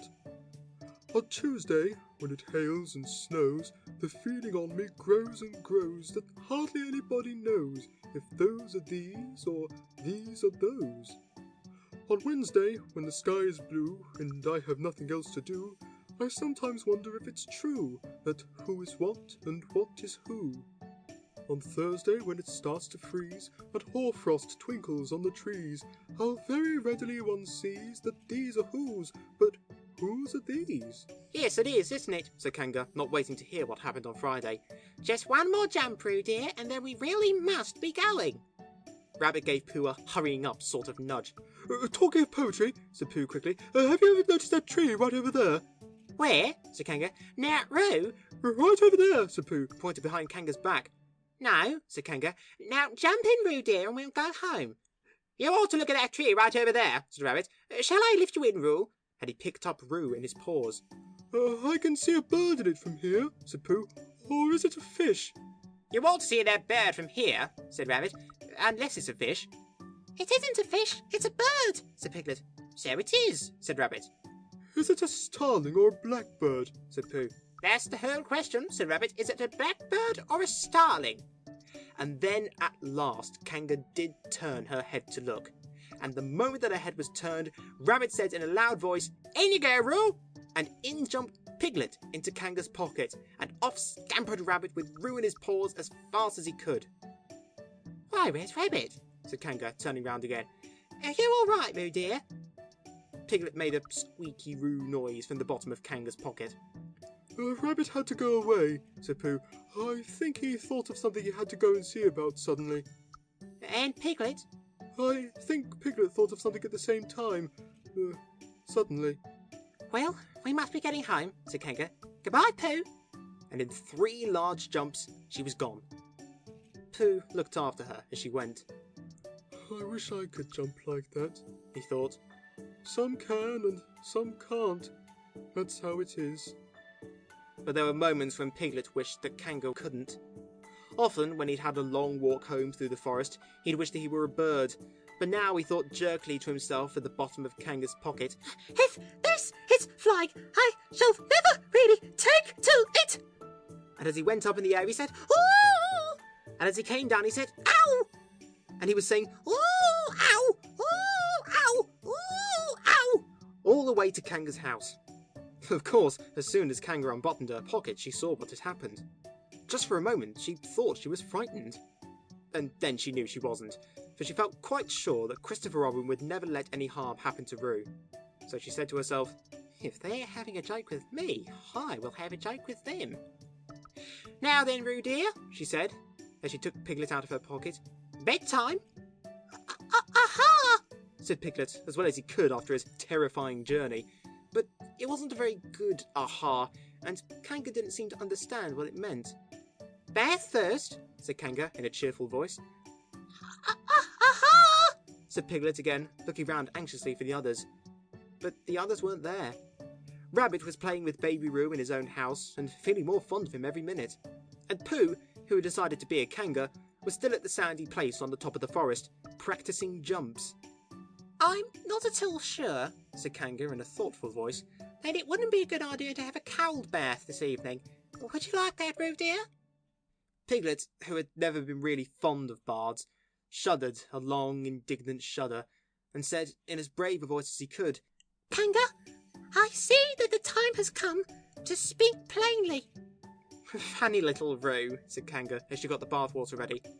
I am not Roo, said Piglet loudly. I am Piglet. Yes, dear, yes, said Kanga soothingly, and imitating Piglet's voice, too. So clever of him, she went on. as she took a large bar of yellow soap out of the cupboard. What will he be doing next? Can't you see? Shouted Piglet. Haven't you got eyes? Look at me! I am looking, Roo dear, said Kanga rather severely. And you know what I told you yesterday about making faces? If you go on making faces like Piglet's, you will grow up to look like Piglet, and then think how sorry you'll be. Now then, into the bath, and don't let me have to speak to you about it again. Before he knew where he was, Piglet was in the bath, and Kanga was scrubbing him firmly with a large, latherly flannel. Ow! Cried Piglet. Let me out! I'm Piglet! Don't open the mouth, dear, or the soap goes in, said Kanga. There, what did I tell you? You did it on purpose! Spluttered Piglet as soon as he could speak again, and then accidentally had another mouthful of lathery flannel.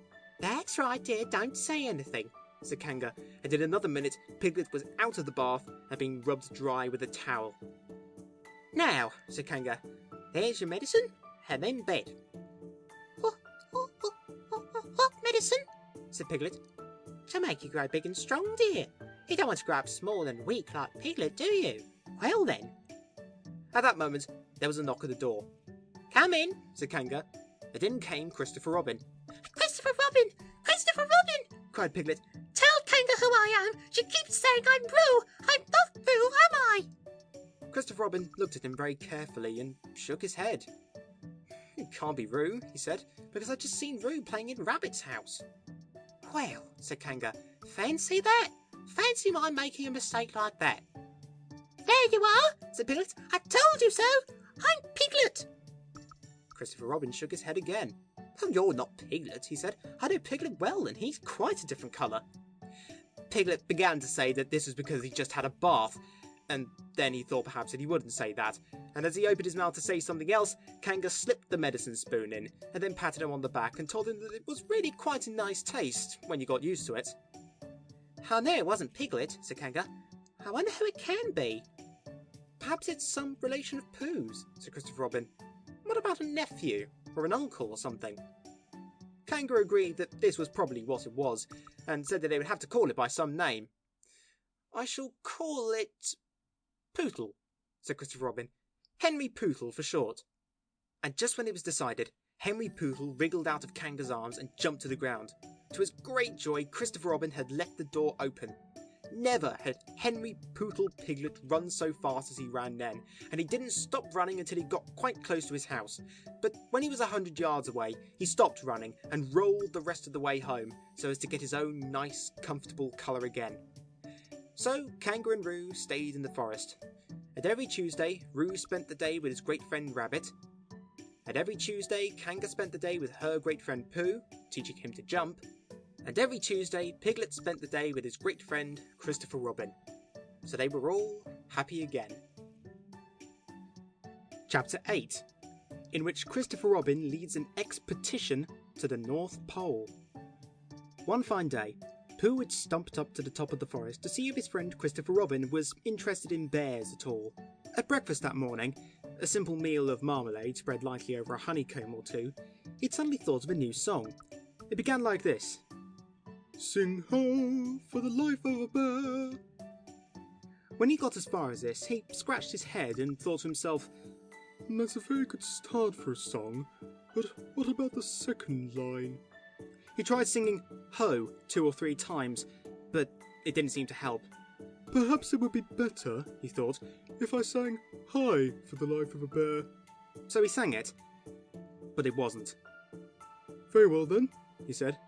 I shall sing that first line twice, and perhaps if I sing it very quickly, I shall find myself singing the third and fourth line before I have time to think of them, and that'll be a good song. Now then. Sing ho for the life of a bear, sing ho for the life of a bear. I don't much mind if it rains or snows, 'cause I've got a lot of honey on my nice new nose. I don't much care if it snows or thaws, 'cause I've got a lot of honey on my nice clean paws. Sing ho for a bear, sing ho for a Pooh, and I'll have a little something in an hour or two. He was so pleased with this song that he sang it all the way to the top of the forest. And if I go on singing it much longer, he thought, it'll be time for the little something, and then the last line won't be true. So he turned it into a hum instead. Christopher Robin was sitting outside his door, putting on his big boots. As soon as he saw the big boots, Pooh knew that an adventure was going to happen, and he brushed the honey off his nose with the back of his paw and spruced himself up as well as he could so as to look ready for anything. Good morning, Christopher Robin, he called out. Hello, Pooh Bear. I can't get this boot on. That's bad, said Pooh. Do you think you could very kindly lean against me, because I keep pulling so hard that I fall over backwards? Pooh sat down, dug his feet into the ground, and pushed hard against Christopher Robin's back, and Christopher Robin pushed hard against his, and pulled at his boot until he'd got it on. And that's that, said Pooh. What do we do next? We're all going on an expedition, said Christopher Robin, as he got up and brushed himself. Thank you, Pooh. Going on an expedition? Said Pooh eagerly. I don't think I've ever been on one of those. Where are we going to on this expedition? Expedition, silly old bear. It's got an X in it. Oh, said Pooh. I know. But he didn't really. We're going to discover the North Pole. Oh, said Pooh again. What is the North Pole? He asked. It's just a thing you discover, said Christopher Robin carelessly, not being quite sure himself. Oh, I see, said Pooh. Are bears any good at discovering it? Of course they are, and Rabbit and Kangaroo and all of you. It's an expedition. That's what an expedition means, a long line of everybody. You'd better tell the others to get ready while I see if my gun's all right. And we must all bring provisions. Bring what? Things to eat. Oh, said Pooh happily. I thought you said provisions. I'll go and tell them. And he stumped off. The first person he met was Rabbit. Hello, Rabbit, he said. Is that you? Let's pretend it isn't, said Rabbit, and see what happens. I've got a message for you. I'll give it to him.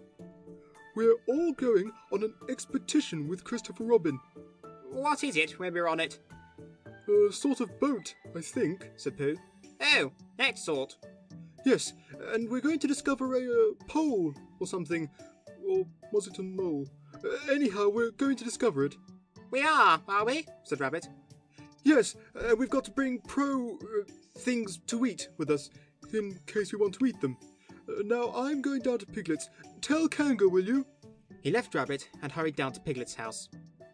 The Piglet was sitting on the ground at the door of his house, blowing happily at a dandelion, and wondering whether it would be this year, next year, sometime, or never. He just discovered that it would be never, and was trying to remember what it was, and hoping it wasn't anything nice, when Pooh came up. Oh, Piglet, said Pooh excitedly. We're going on an expedition, all of us, with things to eat, to discover something. To discover what? Said Piglet anxiously. Oh, just something. Nothing fierce. Christopher Robin didn't say anything about fierce, he just said it had an X. It isn't their necks I mind, said Piglet earnestly. It's their teeth. But if Christopher Robin is coming, I don't mind anything. In a little while, they were all ready at the top of the forest, and the expedition started. First came Christopher Robin and Rabbit, then Piglet and Pooh, then Kanga, with room in her pocket, and Owl, then Eeyore, and at the end, in a long line, all Rabbit's friends and relations. I didn't ask them, explained Rabbit carelessly. They just came. They always do. They can march at the end after Eeyore. What I say, said Eeyore, is that it's unsettling. I didn't want to come on this expo, what Pooh said. I only came to oblige, but here I am, and if I am the end of the expo, what we're talking about, then let me be the end.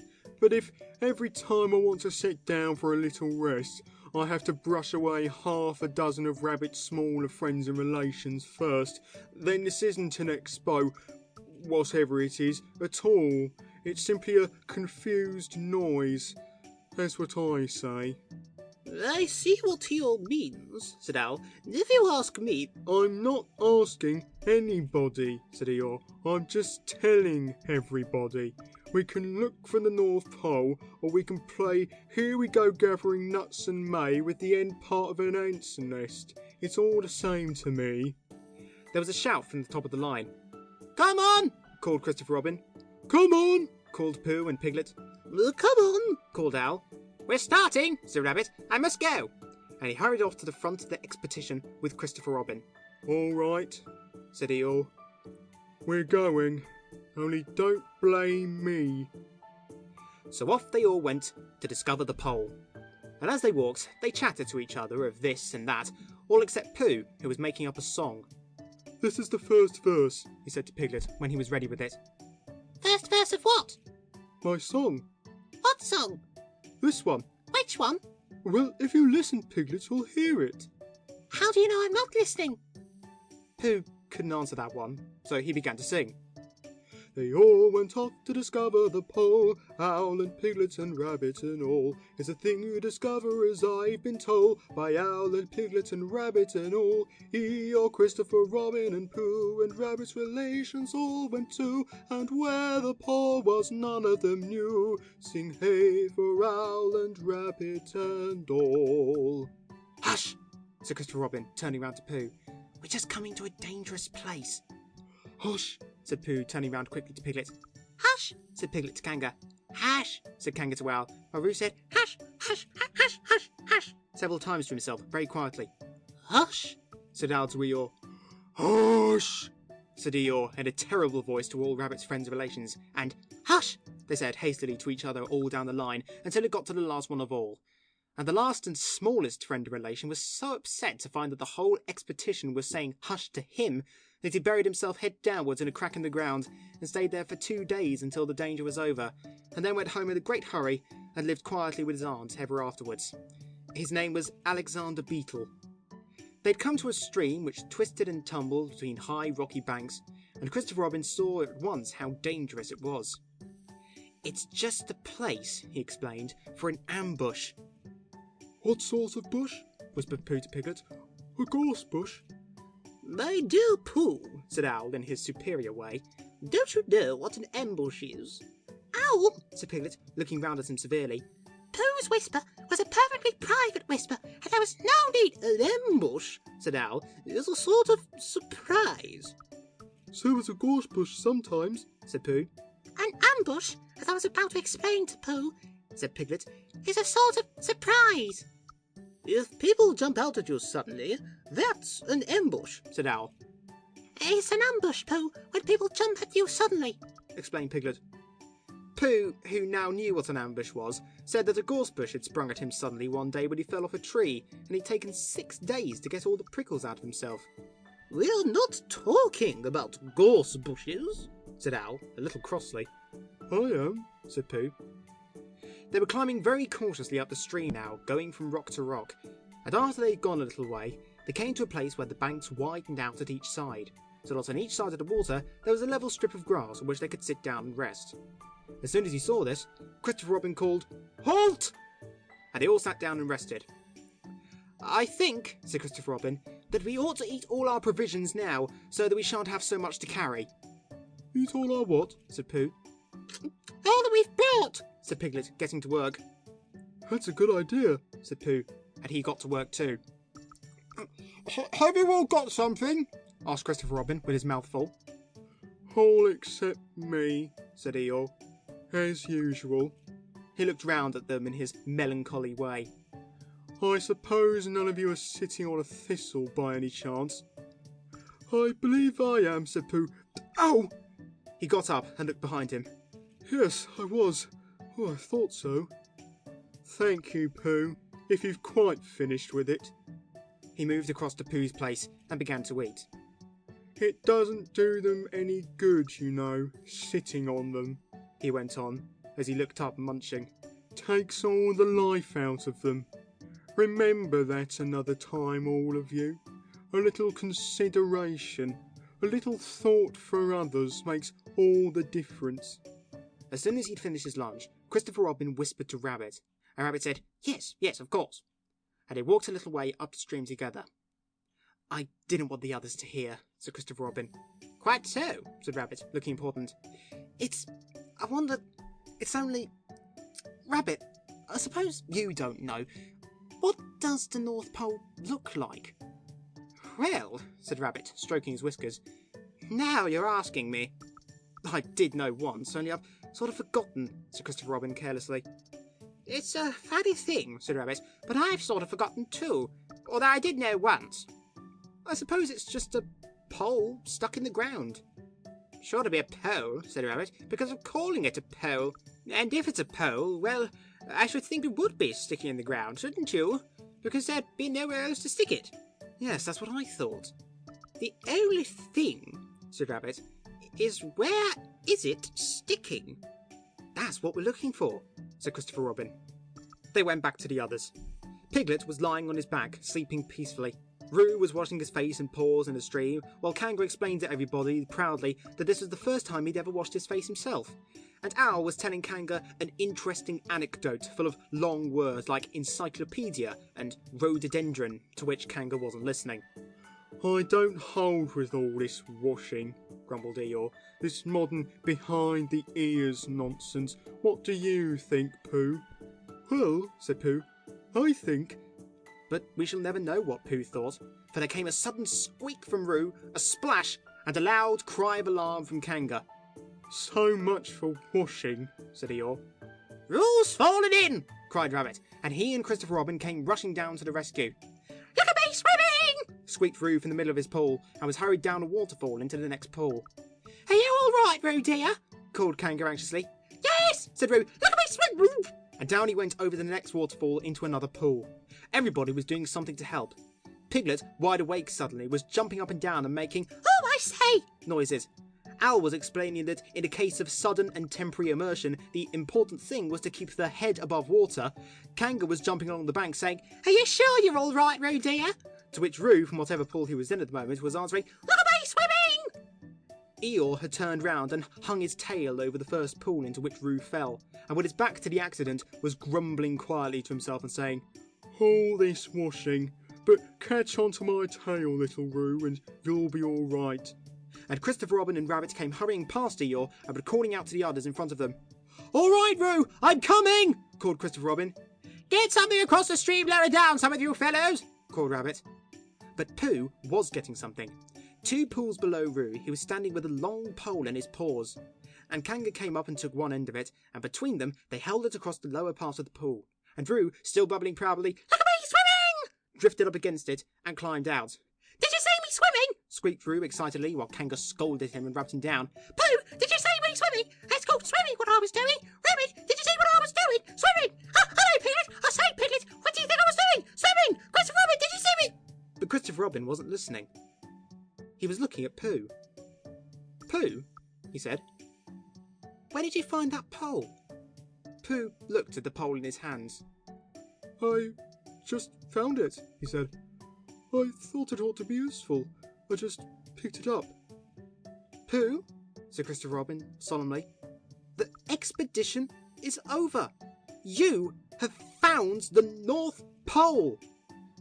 Oh, said Pooh. Eeyore was sitting with his tail in the water when they all got back to him. Tell Roo to be quick, somebody, he said. My tail's getting cold. I don't want to mention it, but I just mention it. I don't want to complain, but there it is. My tail's cold. "Here I am!" squeaked Roo. Oh, there you are. "Did you see me swimming?" Eeyore took his tail out of the water and swished it from side to side. As I expected, he said. Lost all feeling. Numbed it. That's what it's done. Numbed it. Well, as long as nobody minds, I suppose it's all right. Poor old Eeyore. I'll dry it for you, said Christopher Robin, and he took out his handkerchief and rubbed it up. Thank you, Christopher Robin. You're the only one who seems to understand about tails. They don't think. That's what's the matter with some of these others. They've no imagination. The tail isn't a tail to them. It's just a little bit extra at the back. Never mind, Eeyore, said Christopher Robin, rubbing his hardest. Is that better? It's feeling more like a tail, perhaps. It belongs again, if you know what I mean. Hello, Eeyore, said Pooh, coming up to them with his pole. Hello, Pooh. Thank you for asking, but I shall be able to use it again in a day or two. Use what? said Pooh. "What we are talking about." I wasn't talking about anything, said Pooh, looking puzzled. My mistake again. I thought you were saying how sorry you were about my tail being all numb, and could you do anything to help? No, said Pooh, that wasn't me, he said. He thought for a little, and suggested helpfully, Perhaps it was somebody else. Well, thank him for me when you see him. Pooh looked anxiously at Christopher Robin. "Pooh's found the North Pole," said Christopher Robin. "Isn't that lovely?" Pooh looked modestly down. Is that it? said Eeyore. "Yes," said Christopher Robin. Is that what we were looking for? Yes, said Pooh. Oh, said Eeyore. Well, anyhow, it didn't rain, he said.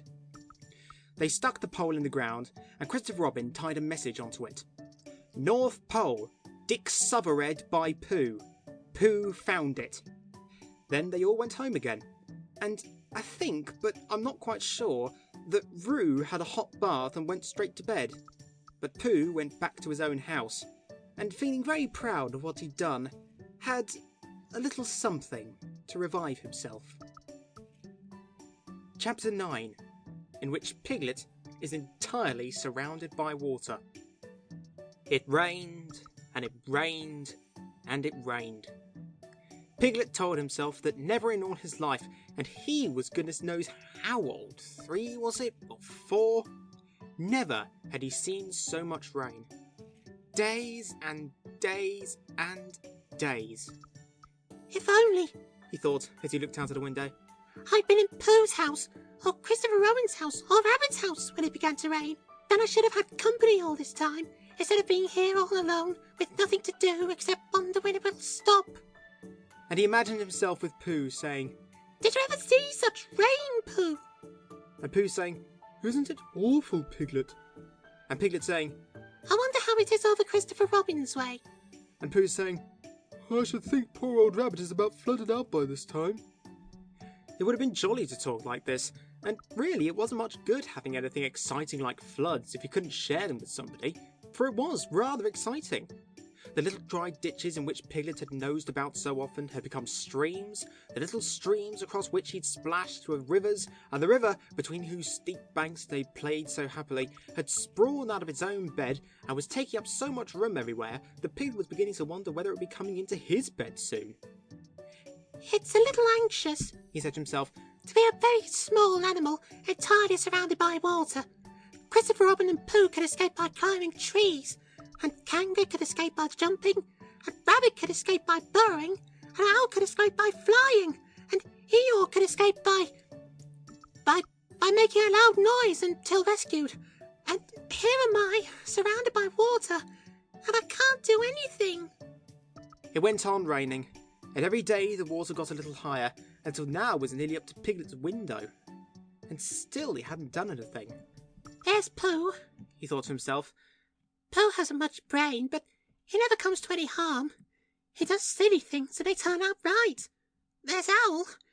Owl hasn't exactly got brain, but he knows things. He would know the right thing to do when surrounded by water. There's Rabbit. He hasn't learnt in books, but he can always think of a clever plan. There's Kangaroo. She isn't clever, Kangaroo isn't, but she'd be so anxious about Roo that she would do a good thing to do without thinking about it. And then there's Eeyore. And Eeyore is so miserable anyhow that he wouldn't mind about this. But I wonder what Christopher Robin would do.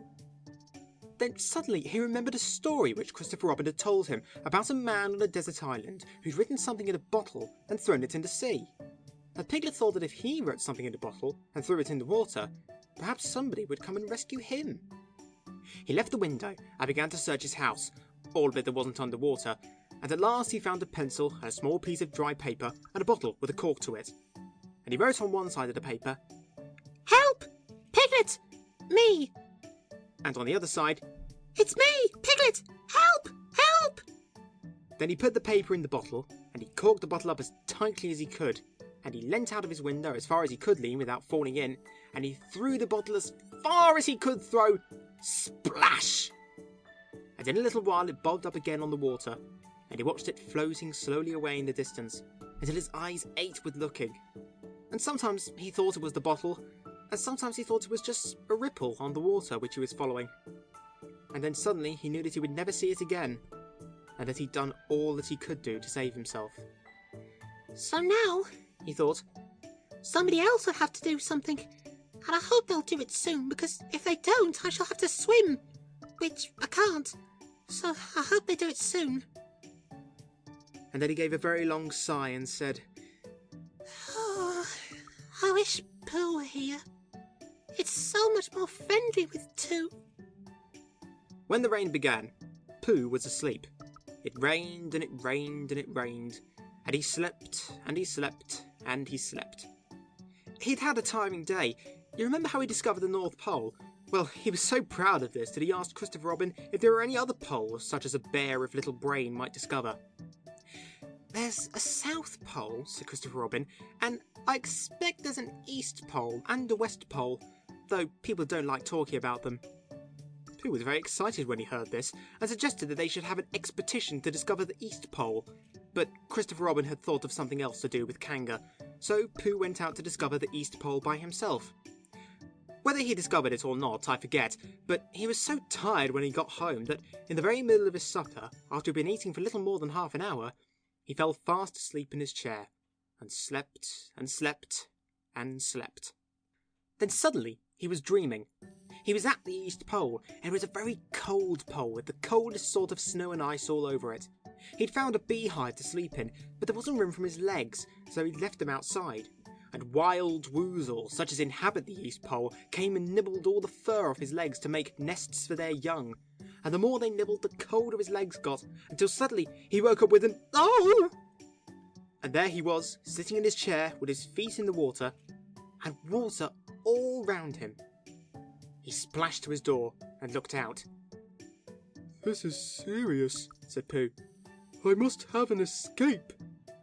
So he took his largest pot of honey and escaped with it to a broad branch of his tree, well above the water, and then he climbed down again and escaped with another pot. And when the whole escape was finished, there was Pooh sitting on his branch, dangling his legs, and there beside him were 10 pots of honey. 2 days later, there was Pooh, sitting on his branch, dangling his legs, and there beside him were 4 pots of honey. 3 days later, there was Pooh, sitting on his branch, dangling his legs, and there beside him was 1 pot of honey. 4 days later, there was Pooh, and it was on the morning of the 4th day that Piglet's bottle came floating past him, and with one loud cry of "Honey!" Pooh plunged into the water, seized the bottle, and struggled back to his tree again. Bother! Said Pooh as he opened it. All that went for nothing. What's that bit of paper doing? He took it out and looked at it. It's a message, he said to himself. That's what it is. And that letter is a P, and so is that, and so is that, and P means Pooh, so it's a very important message to me, and I can't read it. I must find Christopher Robin or Owl or Piglet, one of those clever readers who can read things, and they'll tell me what this message means. Only I can't swim. Bother. Then he had an idea, and I think that for a bear of very little brain, it was a good idea. He said to himself, Oh, if a bottle can float, then a jar can float, and if a jar floats, I can sit on the top of it, if it's a very big jar. So he took his biggest jar and corked it up. All boats have to have a name, He said, so I shall call mine the Floating Bear. and with these words he dropped his boat into the water and jumped in after it. For a little while, Pooh and the Floating Bear were uncertain as to which of them was meant to be on the top, but after trying 1 or 2 different positions, they settled down with the Floating Bear underneath and Pooh triumphantly astride it, paddling vigorously with his feet. Christopher Robin lived at the very top of the forest. It rained and it rained and it rained, but the water couldn't come up to his house. It was rather jolly to look down into the valleys and see the water all round him, but it rained so hard that he stayed indoors most of the time and thought about things. Every morning he went out with his umbrella and put a stick in the place where the water came up to. And every next morning he went out and couldn't see his stick anymore, so he put another stick in the place where the water came up to, and then he walked home again. And each morning he had a shorter way to walk than he had the morning before. On the morning of the 5th day, he saw the water all round him and knew that for the first time in his life, he was on a real island, which was very exciting. It was on this morning that Owl came flying over the water to say, "How do you do?" to his friend Christopher Robin. "I say, Owl," said Christopher Robin, "isn't this fun? I'm on an island." "The atmospheric conditions have been very unfavourable lately," said Owl. "The what?" "It has been raining," explained Owl. "Yes," said Christopher Robin, "it has." "The flood level has reached an unprecedented height." "The who?" "There's a lot of water about," explained Owl. "Yes," said Christopher Robin, "there is." "However, the prospects are rapidly becoming more favourable. At any moment—" "Have you seen Pooh?" "No, at any moment—" "I hope he's all right," said Christopher Robin. "I've been wondering about him. I expect Piglet's with him. Do you think they're all right, Owl?" "I expect so. You'll see at any moment." "Do go and see, Owl, because Pooh hasn't got very much brain and he might do something silly. And I do love him so, Owl. Do you see, Owl?" "That's all right," said Owl. "I'll go. Back directly." And he flew off. In a little while he was back again. "Pooh isn't there," he said. "Not there?" "He has been there. He's been sitting on a branch of his tree outside his house with 9 pots of honey, but he isn't there now." "Oh, Pooh!" cried Christopher Robin. "Where are you?" Here I am, said a growly voice behind him. "Pooh!" They rushed into each other's arms. "How did you get here, Pooh?" asked Christopher Robin when he was ready to talk again. on my boat. Said Pooh proudly. I had a very important message sent me in a bottle, and owing to having got some water in my eyes, I couldn't read it, so I brought it to you, on my boat. With these proud words, he gave Christopher Robin the message. "But it's from Piglet!" cried Christopher Robin when he'd read it. Isn't there anything about Pooh in it? Asked the bear, looking over his shoulder. Christopher Robin read the message aloud. Oh, are those peas piglets? I thought they were Poohs. "We must rescue him at once. I thought he was with you, Pooh. Owl, could you rescue him on your back?" "I don't think so," said Owl, after grave thought. "It is doubtful if the necessary dorsal muscles—" "Then would you fly to him at once and say that rescue is coming, and Pooh and I will think of a rescue and come as quick as ever we can." "Oh, don't talk, Owl. Go on, quick." And still thinking of something to say, Owl flew off. "Now then, Pooh," said Christopher Robin, "where's your boat?" I ought to say, explained Pooh as they walked down to the shore of the island, that it isn't just an ordinary sort of boat. Sometimes it's a boat, and sometimes it's more of an accident. It all depends. "Depends on what?" On whether I'm on the top of it or underneath it. "Oh, well, where is it?" There, said Pooh, pointing proudly to the floating bear. It wasn't what Christopher Robin expected, and the more he looked at it, the more he thought what a brave and clever bear Pooh was. And the more Christopher Robin thought this, the more Pooh looked modestly down his nose and tried to pretend he wasn't. "But it's too small for 2 of us," said Christopher Robin sadly. 3 of us for Piglet. "That makes it smaller still. Oh, Pooh Bear, what shall we do?" And then this bear, Pooh Bear, Winnie the Pooh, FOP, friend of Piglet, RC, rabbit's companion, PD, pole discoverer, EC and TF, Eels comforter and tail finder. In fact, Pooh himself said something so clever that Christopher Robin could only look at him with mouth open and eyes staring, wondering if this was really the bear of very little brain whom he'd known and loved so long. We might go in your umbrella, said Pooh. Huh? We might go in your umbrella, said Pooh. Huh? We might go in your umbrella, said Pooh. For suddenly Christopher Robin saw that they might. He opened his umbrella and put it point downwards in the water. It floated, but wobbled. Pooh got in. He was just beginning to say that it was all right now, when he found that it wasn't. So after a short drink, which he didn't really want, he waded back to Christopher Robin. Then they both got in together, and it wobbled no longer. "I shall call this boat the Brain of Pooh," said Christopher Robin. and the brain of Pooh set sail forthwith in a southwesterly direction, revolving gracefully. You can imagine Piglet's joy when at last the ship came in sight of him. In after years, he liked to think that he'd been in very great danger during the terrible flood, but the only danger he'd really been in was in the last half hour of his imprisonment, when Owl, who had just flown up, sat on a branch of his tree to comfort him and told him a very long story about an aunt who had once laid a seagull's egg by mistake, and the story went on and on, rather like a sentence, until Piglet, who was listening out of his window without much hope, went to sleep quietly and naturally, slipping slowly out of the window towards the water until he was only hanging on by his toes, at which moment, luckily, a sudden loud squawk from Owl, which was really part of the story, being what his aunt said, woke the Piglet up and just gave him time to jerk himself back into safety and say, How interesting! And did she? when, well, you can imagine his joy when at last he saw the good ship Brain of Pooh, Captain C. Robin, First Mate P. Bear, coming over the sea to rescue him, Christopher Robin, and Pooh again. And as that is really the end of the story, and I'm very tired after that last sentence, I think I shall stop there. Whew. Chapter 10, in which Christopher Robin gives a Pooh party and we say goodbye. One day, when the sun had come back over the forest, bringing with it the scent of May, and all the streams of the forest were tinkling happily to find themselves their own pretty shape again, and the little pools lay dreaming of the life they'd seen and the big things they'd done, and in the warmth and quiet of the forest, the cuckoo was trying over his voice carefully and listening to see if he liked it, and wood pigeons were complaining gently to themselves in their lazy, comfortable way that it was the other fellow's fault, but it didn't matter very much. On such a day as this, Christopher Robin whistled in a special way he had, and Owl came flying out of the 100-acre wood to see what was wanted. Owl, said Christopher Robin, I'm going to give a party. You are you? Said Owl. And it's to be a special sort of party, because it's because of what Pooh did when he did what he did to save Piglet from the flood. Oh, that's what it's for, is it? Said Owl.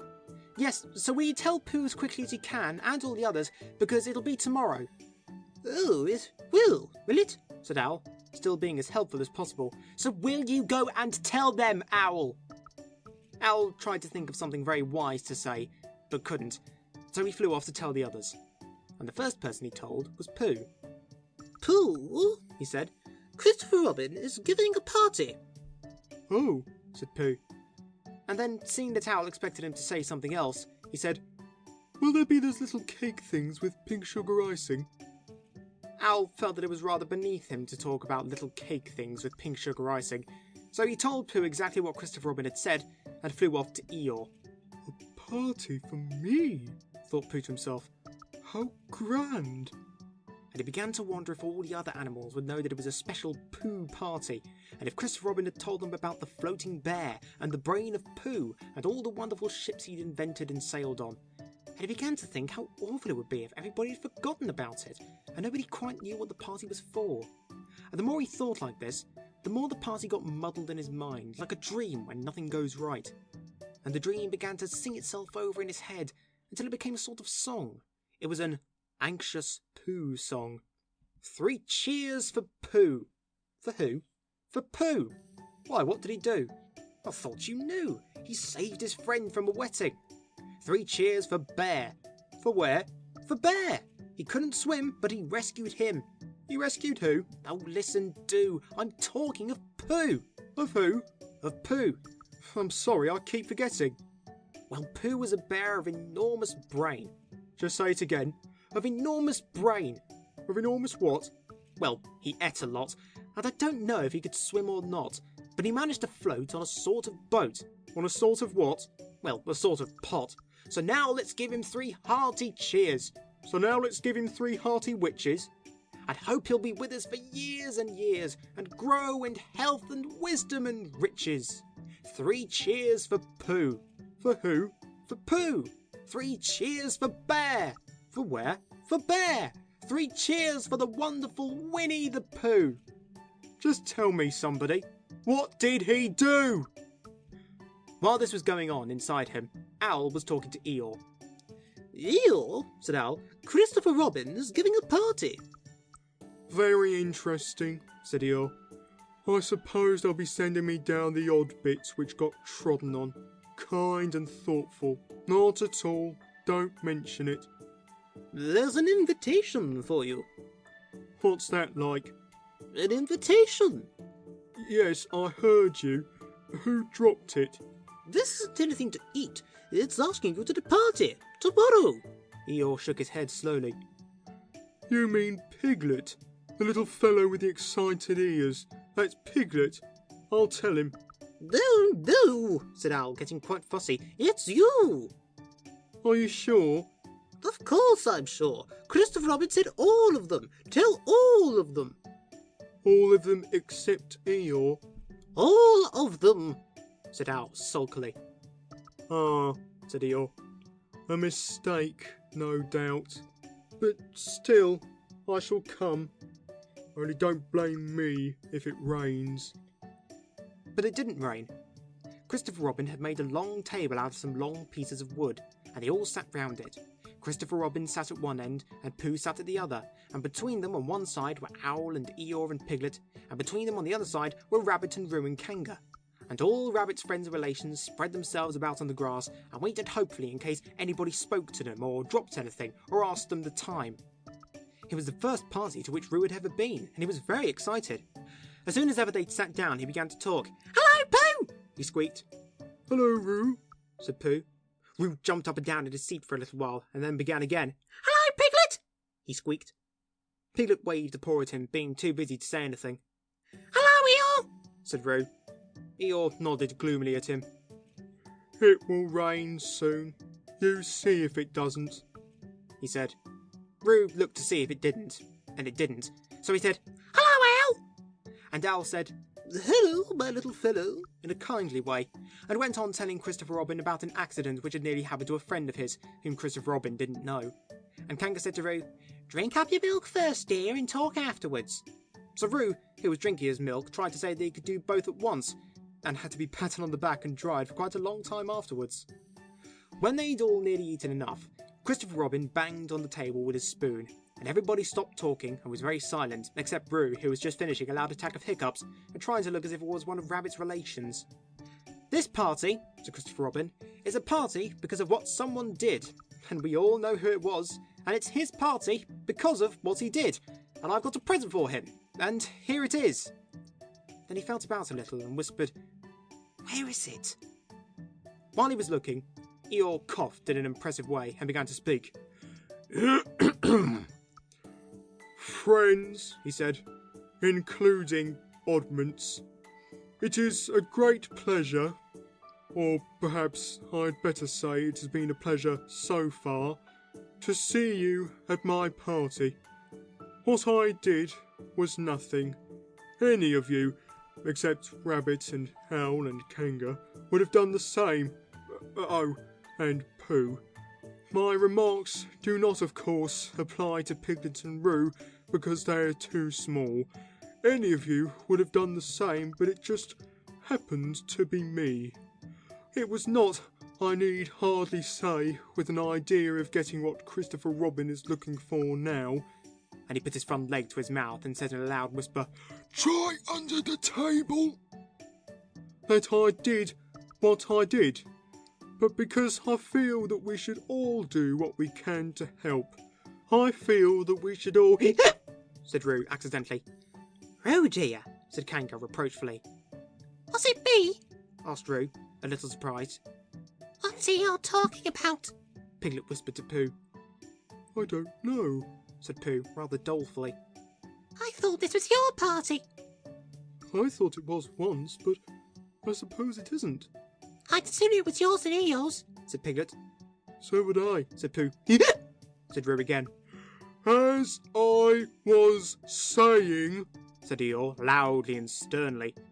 As I was saying when I was interrupted by various loud sounds, I feel that... Here it is! Cried Christopher Robin excitedly. Pass it down to silly old Pooh. It's for Pooh. For Pooh? Said Eeyore. Of course it is. The best bear in all the world. I might have known, said Eeyore. After all, one can't complain. I have my friends. Somebody spoke to me only yesterday, and Was it last week or the week before that Rabbit bumped into me and said, bother? The social round. Always something going on. Nobody was listening, for they were all saying, "Open it, Pooh! What is it, Pooh? I know what it is. No, you don't!" And other helpful remarks of that sort. And of course, Pooh was opening it as quickly as ever he could, but without cutting the string, because you never know when a bit of string might be useful. At last, it was undone. When Pooh saw what it was, he nearly fell down. He was so pleased. It was a special pencil case. There were pencils in it marked B for bear, and pencils marked HB for helping bear, and pencils marked BB for brave bear. There was a knife for sharpening the pencils, and India rubber for rubbing out anything which you'd spelt wrong, and a ruler for ruling lines for the words to walk on, and inches marked on the ruler in case you wanted to know how many inches anything was, and blue pencils and red pencils and green pencils for saying special things in blue and red and green. And all these lovely things were in little pockets of their own in a special case which shut with a click when you clicked it. And they were all for Pooh. Oh, Said Pooh. "Oh, Pooh!" said everybody else, except Eeyore. thank you. Growled Pooh. But Eeyore was saying to himself, This writing business, pencils and whatnot, overrated if you ask me. Silly stuff. Nothing in it. Later on, when they'd all said goodbye and thank you to Christopher Robin, Pooh and Piglet walked home thoughtfully together in the golden evening, and for a long time they were silent. When you wake up in the morning, Pooh, Said Piglet at last. what's the first thing you say to yourself? What's for breakfast? Said Pooh. What do you say, Piglet? I say, I wonder what's going to happen exciting today. Said Piglet. Pooh nodded thoughtfully. It's the same thing. He said. And what did happen? Asked Christopher Robin. When? Next morning? I don't know. Could you think and tell me and Pooh sometime? If you wanted it very much. Pooh does, said Christopher Robin. He gave a deep sigh, picked his bear up by the leg and walked off to the door, trailing Winnie the Pooh behind him. At the door, he turned and said, "Coming to see me have my bath?" "I might," I said. Was Pooh's pencil case any better than mine? It was just the same, I said. He nodded and went out. And in a moment I heard Winnie the Pooh bump, bump, bump, going up the stairs behind him. Thank you for watching the Story Keeper's Library. Please like, comment, and share this video. Don't forget to subscribe and turn on notifications to be the first to enjoy our latest content.